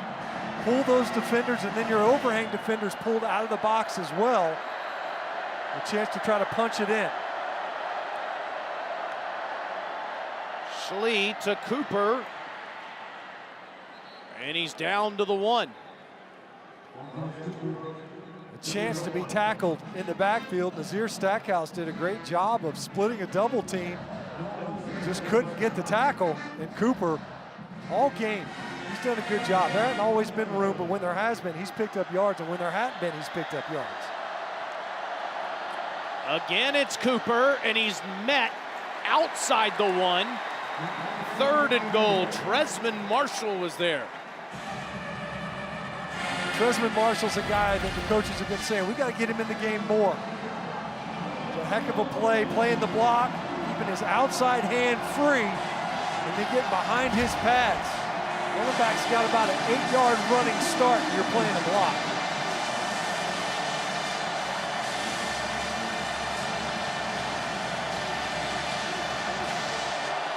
Third and goal at the 1.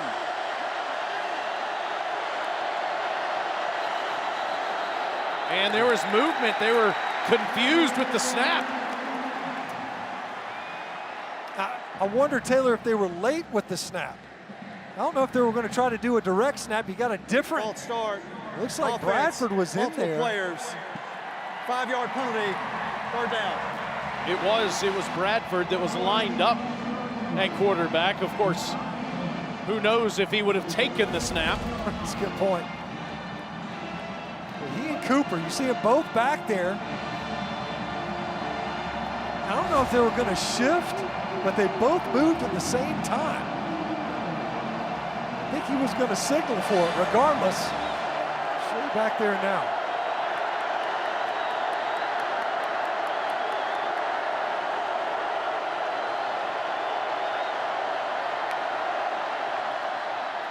Schlee keeps it himself.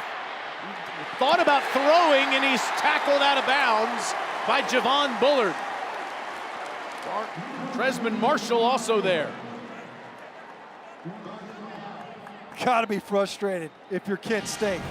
Obviously pleased with the drive because they were able to hammer their way down the field only to have a procedure penalty undo what was an opportunity to punch it in for a score.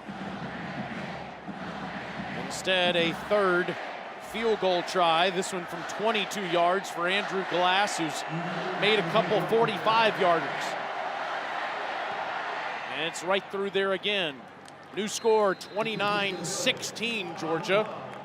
With 5:12 to go in the 3rd quarter, Sean Lewis's team fighting Georgia better than anyone else.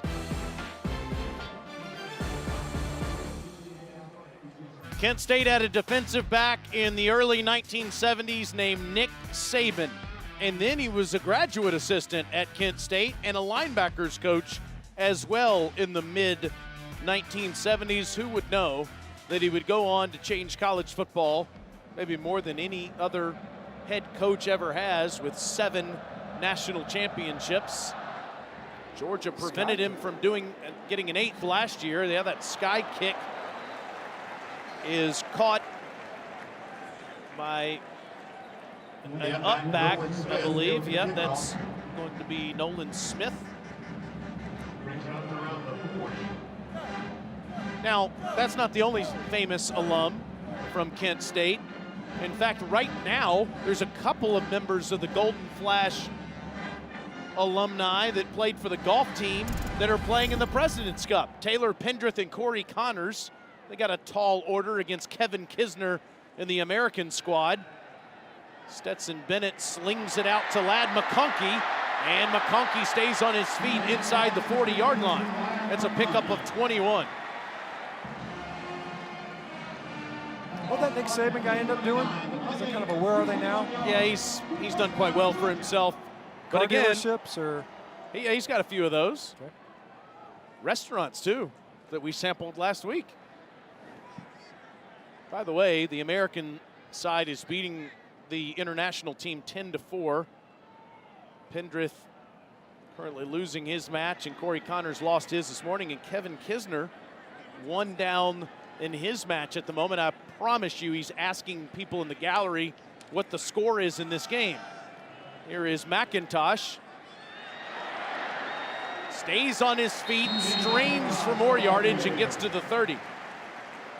a heck of a run by Kenny McIntosh. Nice finish too by Broderick Jones, all the way from his left tackle position to come over there and help his running back finish his run.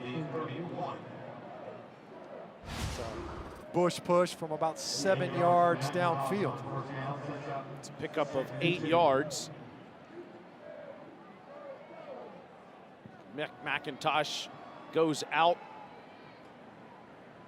He has 31 yards rushing today. Milton comes in. Bennett fakes to him, throws behind Darnell Washington, who makes the catch at the 15-yard line.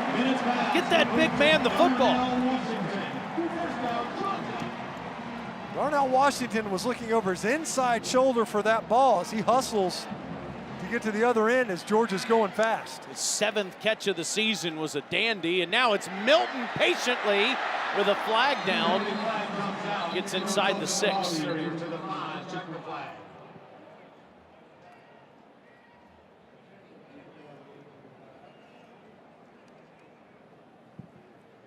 Personal foul, hands to the face, offense, number 70, 15-yard penalty, first down. That's right tackle Warren McClendon. Some irony there because his helmet popped off in the first half. So he had his hand a little too high. Yeah, you can see it. Although I will say that happens. You know, it oftentimes gets called on the offense. I am heavily biased when it comes to calls like that. Pushes Georgia back to the 30-yard line where it's now 1st and 25. They have to get to the 5 to move the chains. Milton will pick up a couple. Stinch, what's your assessment of the offensive line today? Well, they've done a relatively good job. There's been some leaks, though. There's no doubt. We've seen some times where Kent State, and you can credit their defensive line play, not only the movement, not only confusing protection, ended up leading to a Georgia field goal, but they've done a relatively good job. They've done some interesting concepts, ones that we've seen in previous games as far as pulling is concerned. Bennett on 2nd and 22. Time to throw, and completes it to the original line of scrimmage to Roseby Saint. It'll be 3rd and 10 from the 15. That time, Kent State only rushed 3, but they had a spy for Stetson Bennett. Not sure that ball did get tipped to the line of scrimmage. Haven't seen a lot of that this season either. Tipped balls at the line of scrimmage.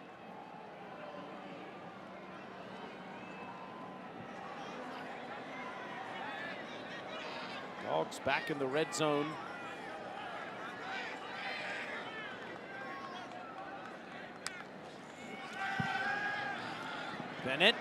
Clean pocket into the hands of Bowers. No call made as Antwain Richardson was right with him.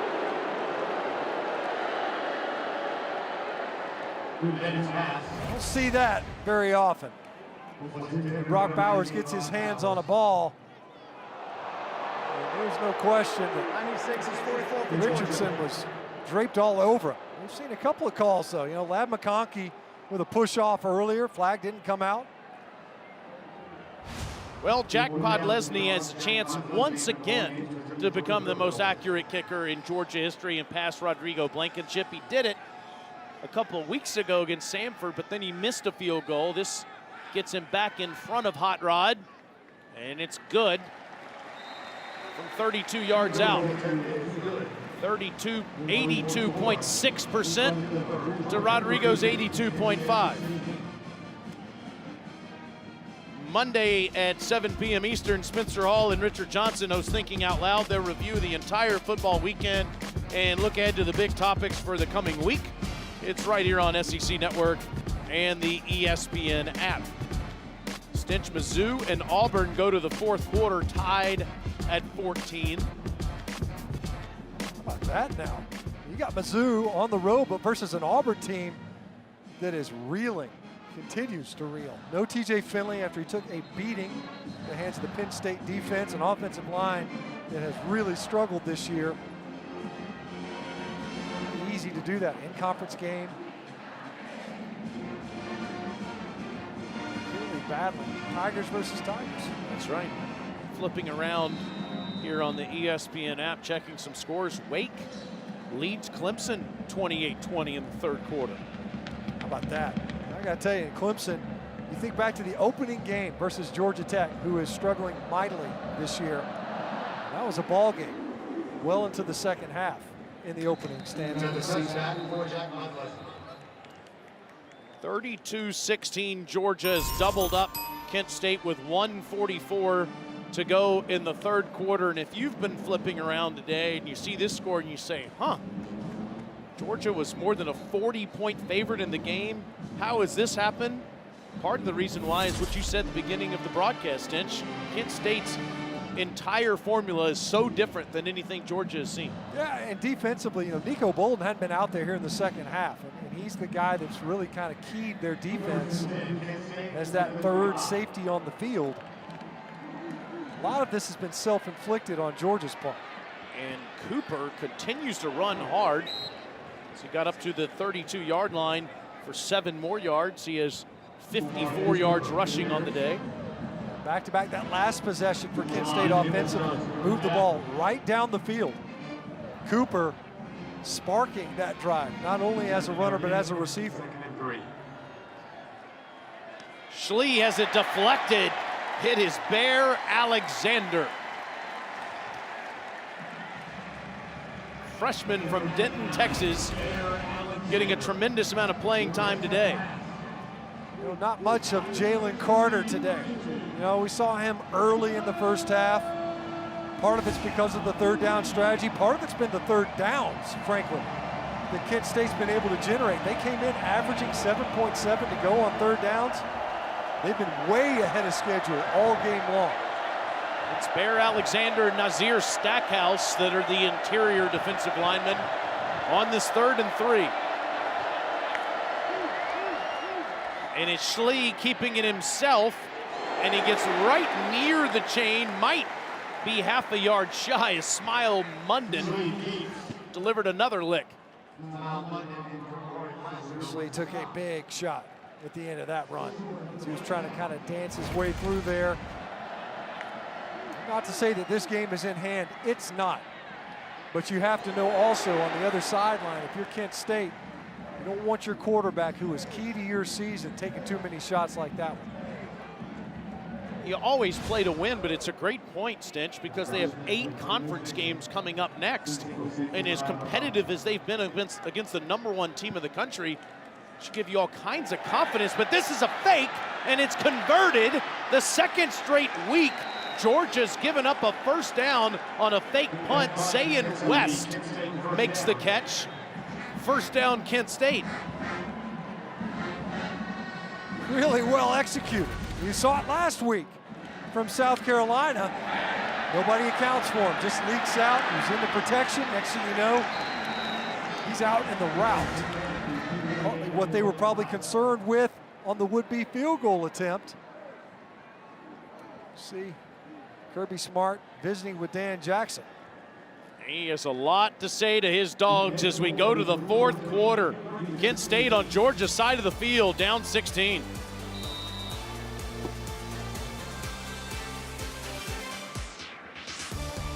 Camp's team has faced its most adversity of the season, only giving up 10 points in the first 3 games and 1 touchdown. 16 points given up today.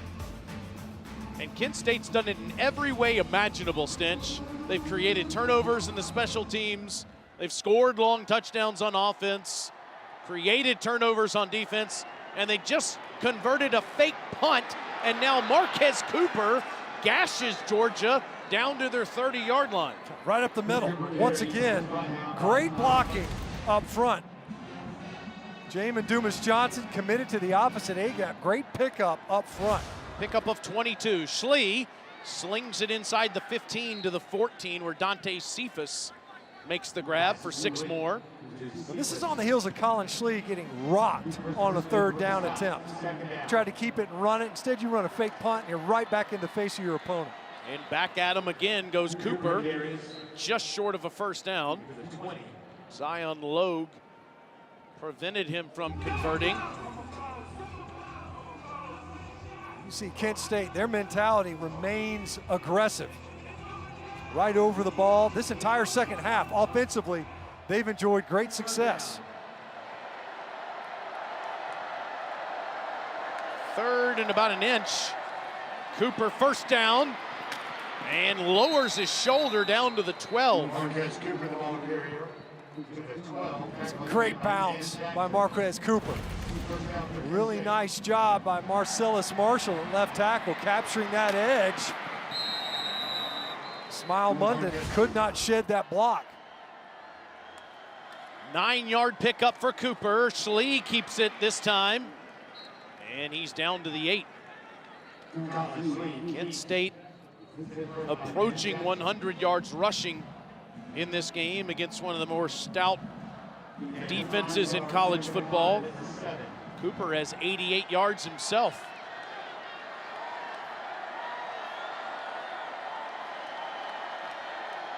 Tenth play. Shovel pass inside the 5, down to the 2.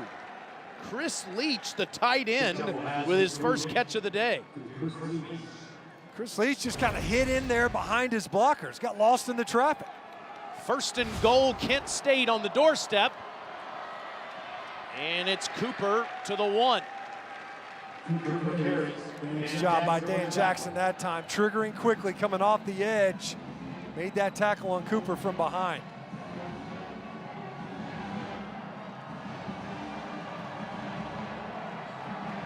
He has been a workhorse today with 20 carries. Mass substitutions by Georgia. Getting a fresh defensive front in there. Kent State just substituted an extra tight end.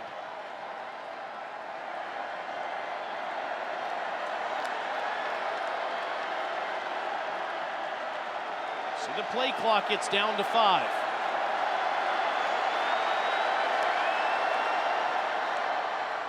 Cooper gets in, touchdown Kent State. Golden Flashes, Stinch, have been running right at Georgia all day. Well, it wasn't until the second half where they had any success with that. And boy, they put together back-to-back drives. You know, they attempted a field goal last time. They're going to go for 2 here. The only reason they attempted that field goal, they got a procedure penalty. Otherwise, they were right there on the doorstep of getting a previous touchdown. And this is to make it a 1-score game with just over 12 minutes to go. Run 25 plays in their last 2 drives and scored 10 points.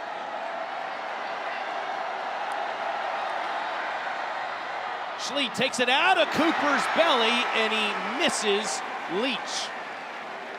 The score remains 32-22, Georgia with over 12 minutes left. The Golden Flashes aren't looking to go anywhere. They just wanted to mash the gas here in the fourth quarter, back-to-back drives, and they're able to hammer their way all the way downfield, but with the missed two-point conversion, still a two-possession game.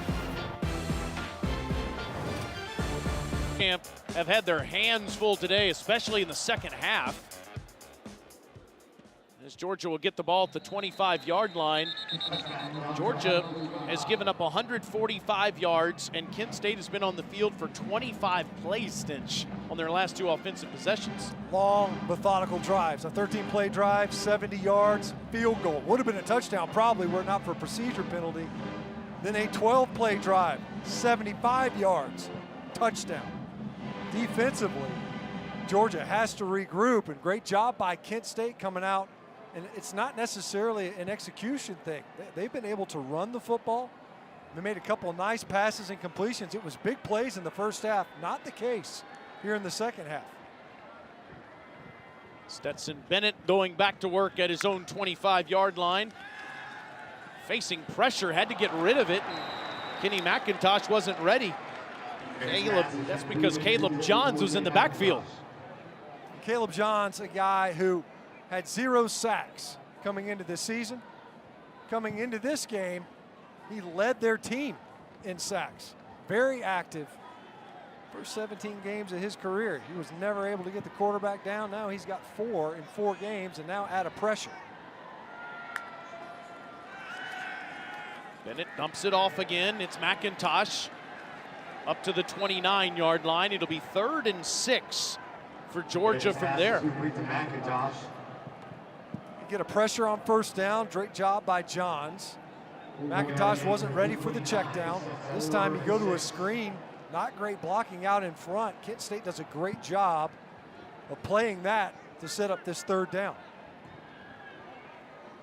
Georgia sensational on 3rd down coming in, near 60%. They're at 50% today.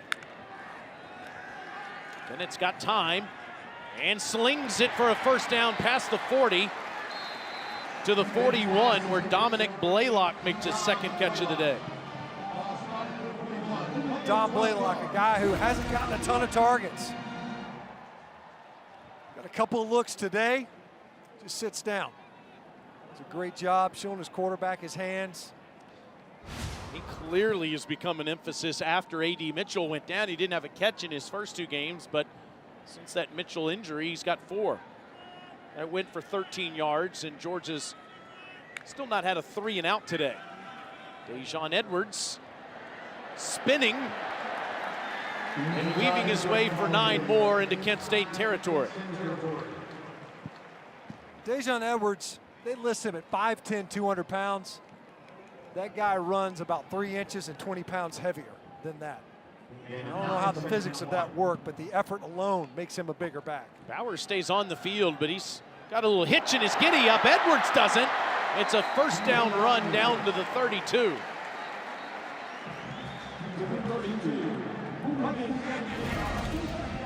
Another explosive run.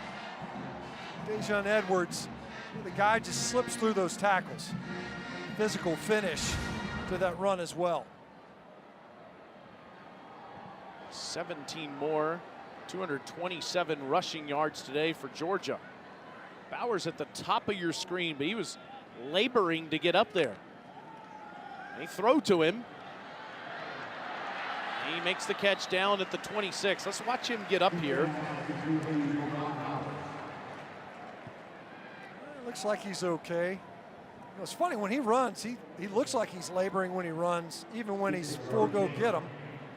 He didn't bounce up after that tackle, that's for sure. He had a significant limp 2 plays ago, but has not come out.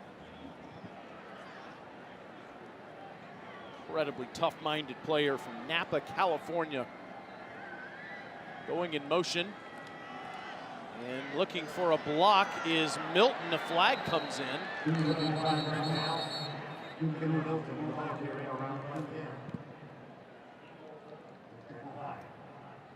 Really poor blocking at the point of attack that time between Xavier Truss and Broderick Jones. Just not on the same page. You've got an unblocked defensive lineman just blowing right upfield. Holding, defense, number 56. 10-yard penalty, automatic, first down. But it goes against the defense. It's Maceo Williams. You'll see that sometimes. These defenders, they want to keep the offensive lineman from being able to climb up onto the second level. Watch him hold Cedric Van Prant. He's turned his shoulders just enough. Van Prant's trying to climb up on the linebacker. He can't. He's being held by the down lineman. Unnecessary in that regard because Antoine Cook had beaten Truss and Jones right now upfield to blow that play up. Georgia wants to score a touchdown here as they're back in the red zone. Kicking too many field goals, Kirby Smart says. This is McConkey, who gets lassoed down at the 10. It's a great effort by McConkey because it was almost like a pincer. He had two defenders on the outside, two defenders coming from the inside. Kent State did a great job defensively of diagnosing that play. It's the second effort by McConkey to pick up positive yards. A rough first half with a fumble and a muff punt. He has dusted himself off. Played a great second half, including an acrobatic catch.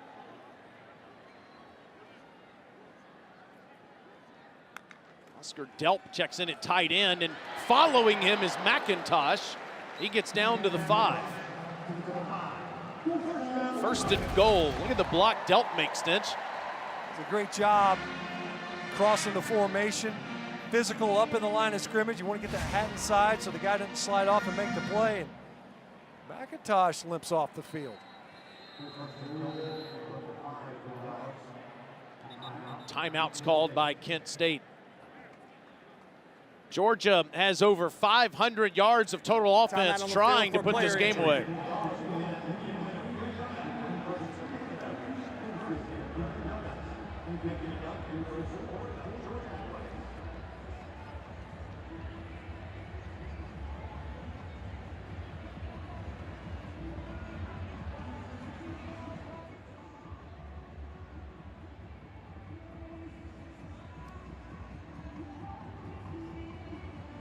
That leg, and he's in the medical tent now as he just came off the field. Meanwhile, Brock Bowers, who was limping just a bit, is fine and is back in the game. This is what happened to McIntosh, Stitch. He got a helmet to his lower leg there right as he planted his left foot. Might have hyperextended that knee a little bit. Incidentally, the guy who made the hit, Nico Bolden, is off as you see Brock Bowers in the huddle and on the field. 2 rushing touchdowns, including a 75-yard run, the second play of the game. This is a first and goal for Georgia, up 10, under 8 minutes to go. With McIntosh out, Milton stands to Bennett's right.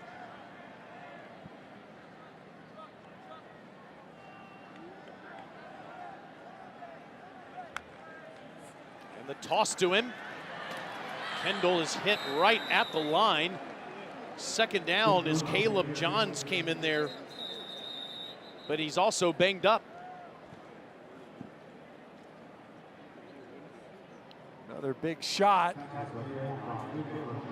made by a Kent State defender, and another Kent State defender down. Timeout on the field for a player injury.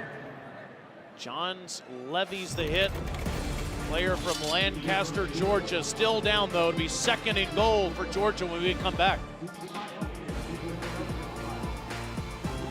Linebacker for Kent State. He's played a great game. We'll see if that impacts Kent State here on a second and goal for Georgia. The Golden Flash's 5-yard line.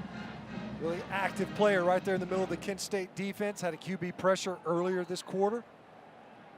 Seen a couple of Golden Flashes. Key players, Caleb Johns, and also, of course, Nico Bolden, leave the field injured the past 2 snaps. Golden Flash defense undermanned right now, defending a 5-yard field. 10th play of the drive, and Bennett hands to Edwards. Dejan is down inside the 3. C.J. West on the tackle, 3rd and goal for Georgia. I mentioned C.J. West more than a couple of times this game. Very active at his defensive tackle position.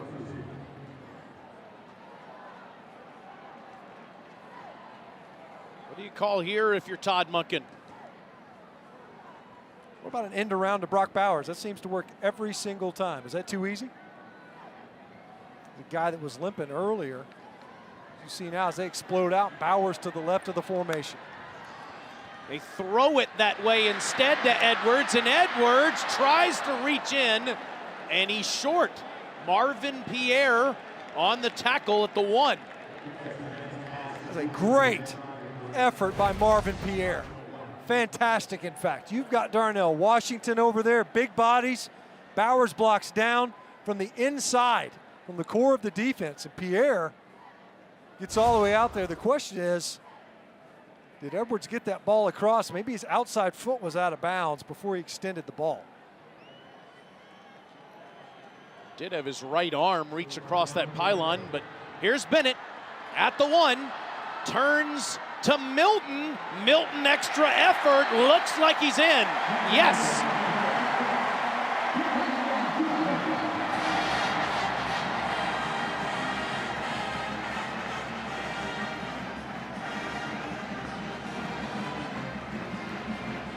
That was a 12-play, 75-yard drive, culminating with this touchdown. Heck of an effort by Kendall Milton. Seen that a couple of times here this half. Not a clean insertion. Had to dance a little bit, maybe one step too much to try to find a way to insert into that line of scrimmage. Georgia scoring on their last 5 possessions. None of which have been easy. No, they've had to earn their way down.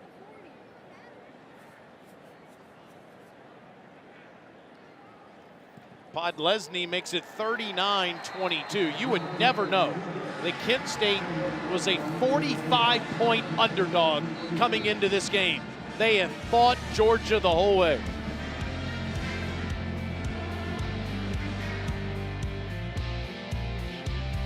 Kent State gets the football back with 5.5 minutes to go, and they'll get it at the 25-yard line.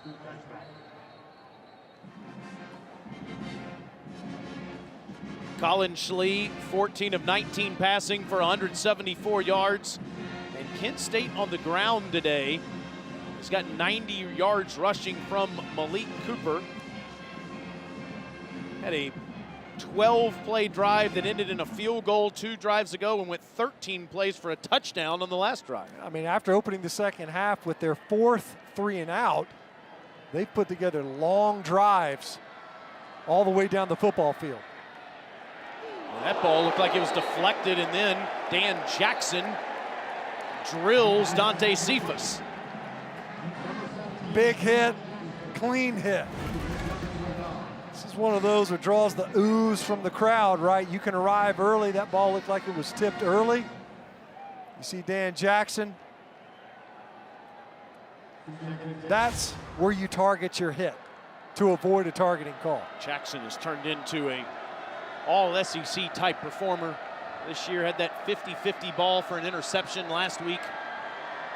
In the Gamecocks victory, Schlee has all kinds of time. He's thrown into double coverage though, and this is just like a punt. Christopher Smith intercepts it and runs to his Georgia bench. Picked off by number 29, Christopher Smith.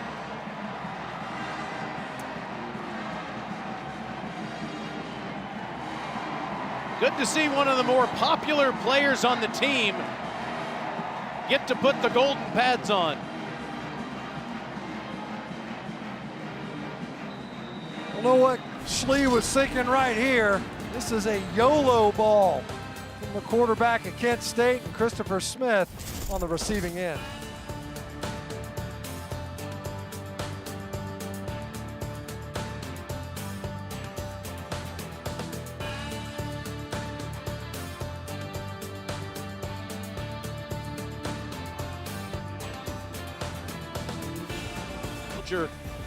Stenchy is the complete student athlete. And a great leader on this football team. A guy that he talked about, he was kind of apprenticed into this defense. Made big plays last year. He's made some key plays this year. One of those guys that they look to not only for his veteran leadership, but his playmaking ability.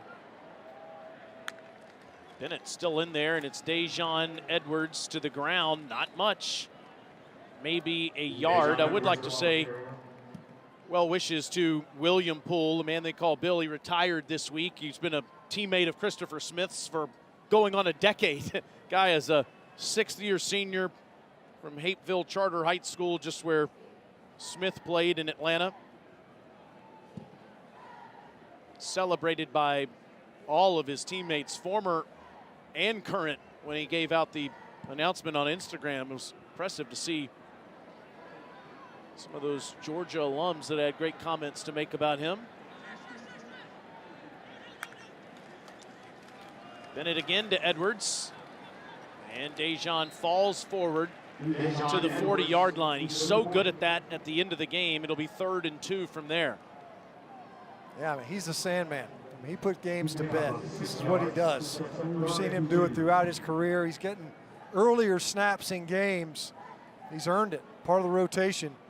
But just remarkable in scenarios like these where you're looking to sock it away, turn it into a 9-on-7 inside run drill.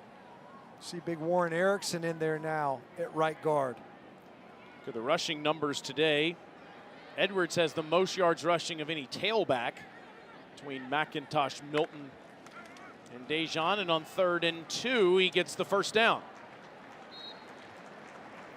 It's the same play 3 times in a row from Georgia. Basically just you're pulling Truss, you're pulling Oscar Delp around, and letting Dejon Edwards figure out where he wants to hit the line of scrimmage. He comes out, and the true freshman Branson Robinson will come in.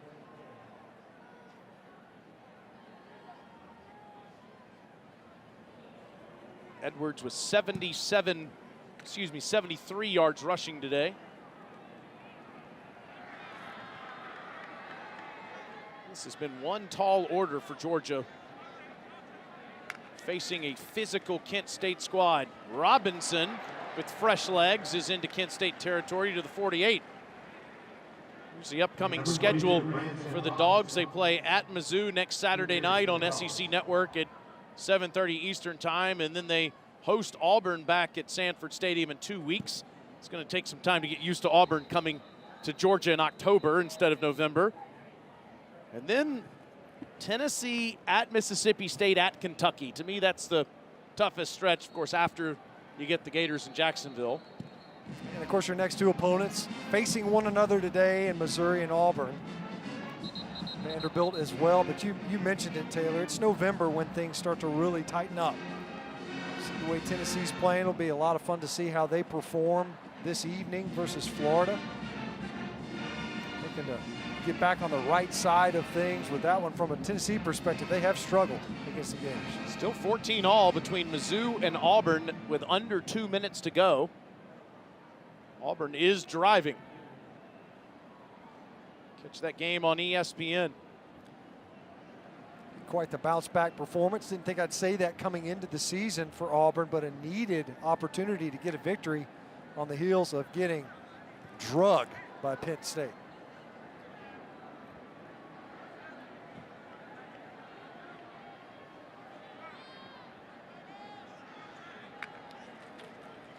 Robinson on 2nd and 2, and he's going to go backwards into Georgia territory as Alex Branch makes the tackle. That's one bounce too many by the freshman. Eventually you learn that. You can only bounce it so many times. These guys have wheels too. He's looking to get outside, and by then, the cavalry's usually on your heels.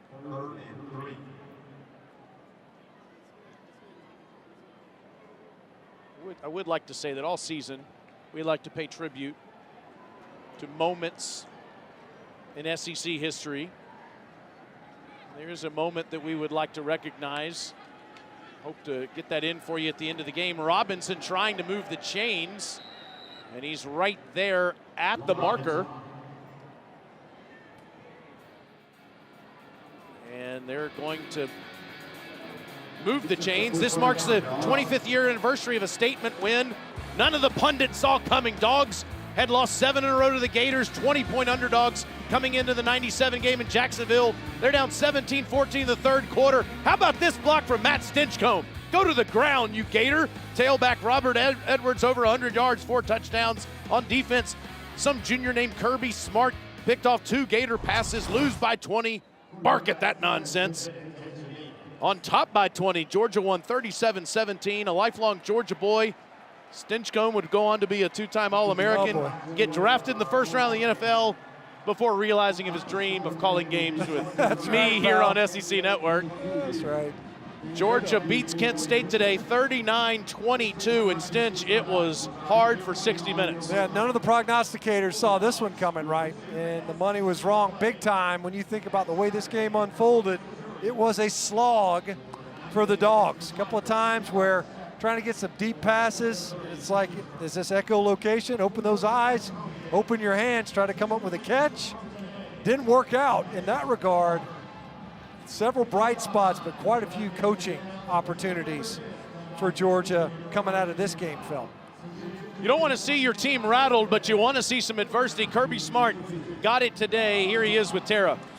Coach, Kent State definitely put up a fight today. How do you feel about the way that your team responded to the challenge? Well, it's what we needed. Hard-fought game, good football team. I said all week this team's got a really good football team. They play really hard. They play physical. They got a really good scheme and system on both sides of the ball. And I thought their kids fought hard, and I thought ours did too. We came out in the second half and responded really well. You cleaned up things offensively, ending the game with over 500 yards for the 3rd game this season so far. How do you feel about their execution? Well, we're executing well. Can't turn the ball over. That's the Achilles heel anytime you turn it over. But I was proud of the way they fought and played. And, you know, our team needed this. We needed this. And I was really proud. We had a better week of practice than we even did game. But give Kent State a lot of credit. They got a good program. All right, Coach. Thank you. Congratulations. Thank you. Go Dogs. Kirby and the Dogs are 4-0 as they play Mizzou next Saturday night, Stinch. Yep, opportunities for improvement, no doubt, but plenty of bright spots, as Kirby Smart pointed out. Some adversity, some in-game adversity for the first time all season. Opportunities to coach and also keep the attention and focus of your team. And, of course, Kent State, they got conference games coming up. This team has got a lot more in front of it. Sean Lewis and his staff have them well positioned for success in the MAC. Another beautiful day on the campus of the University of Georgia in Athens. In Sanford Stadium, Kent State gave Georgia all they could handle. But it's the Dogs on top, 39-22. Top-ranked team in America goes on the road to Columbia, Missouri next Saturday night. For Matt Stinchcomb and Tara Talmadge, I'm Taylor Zarzer. So long.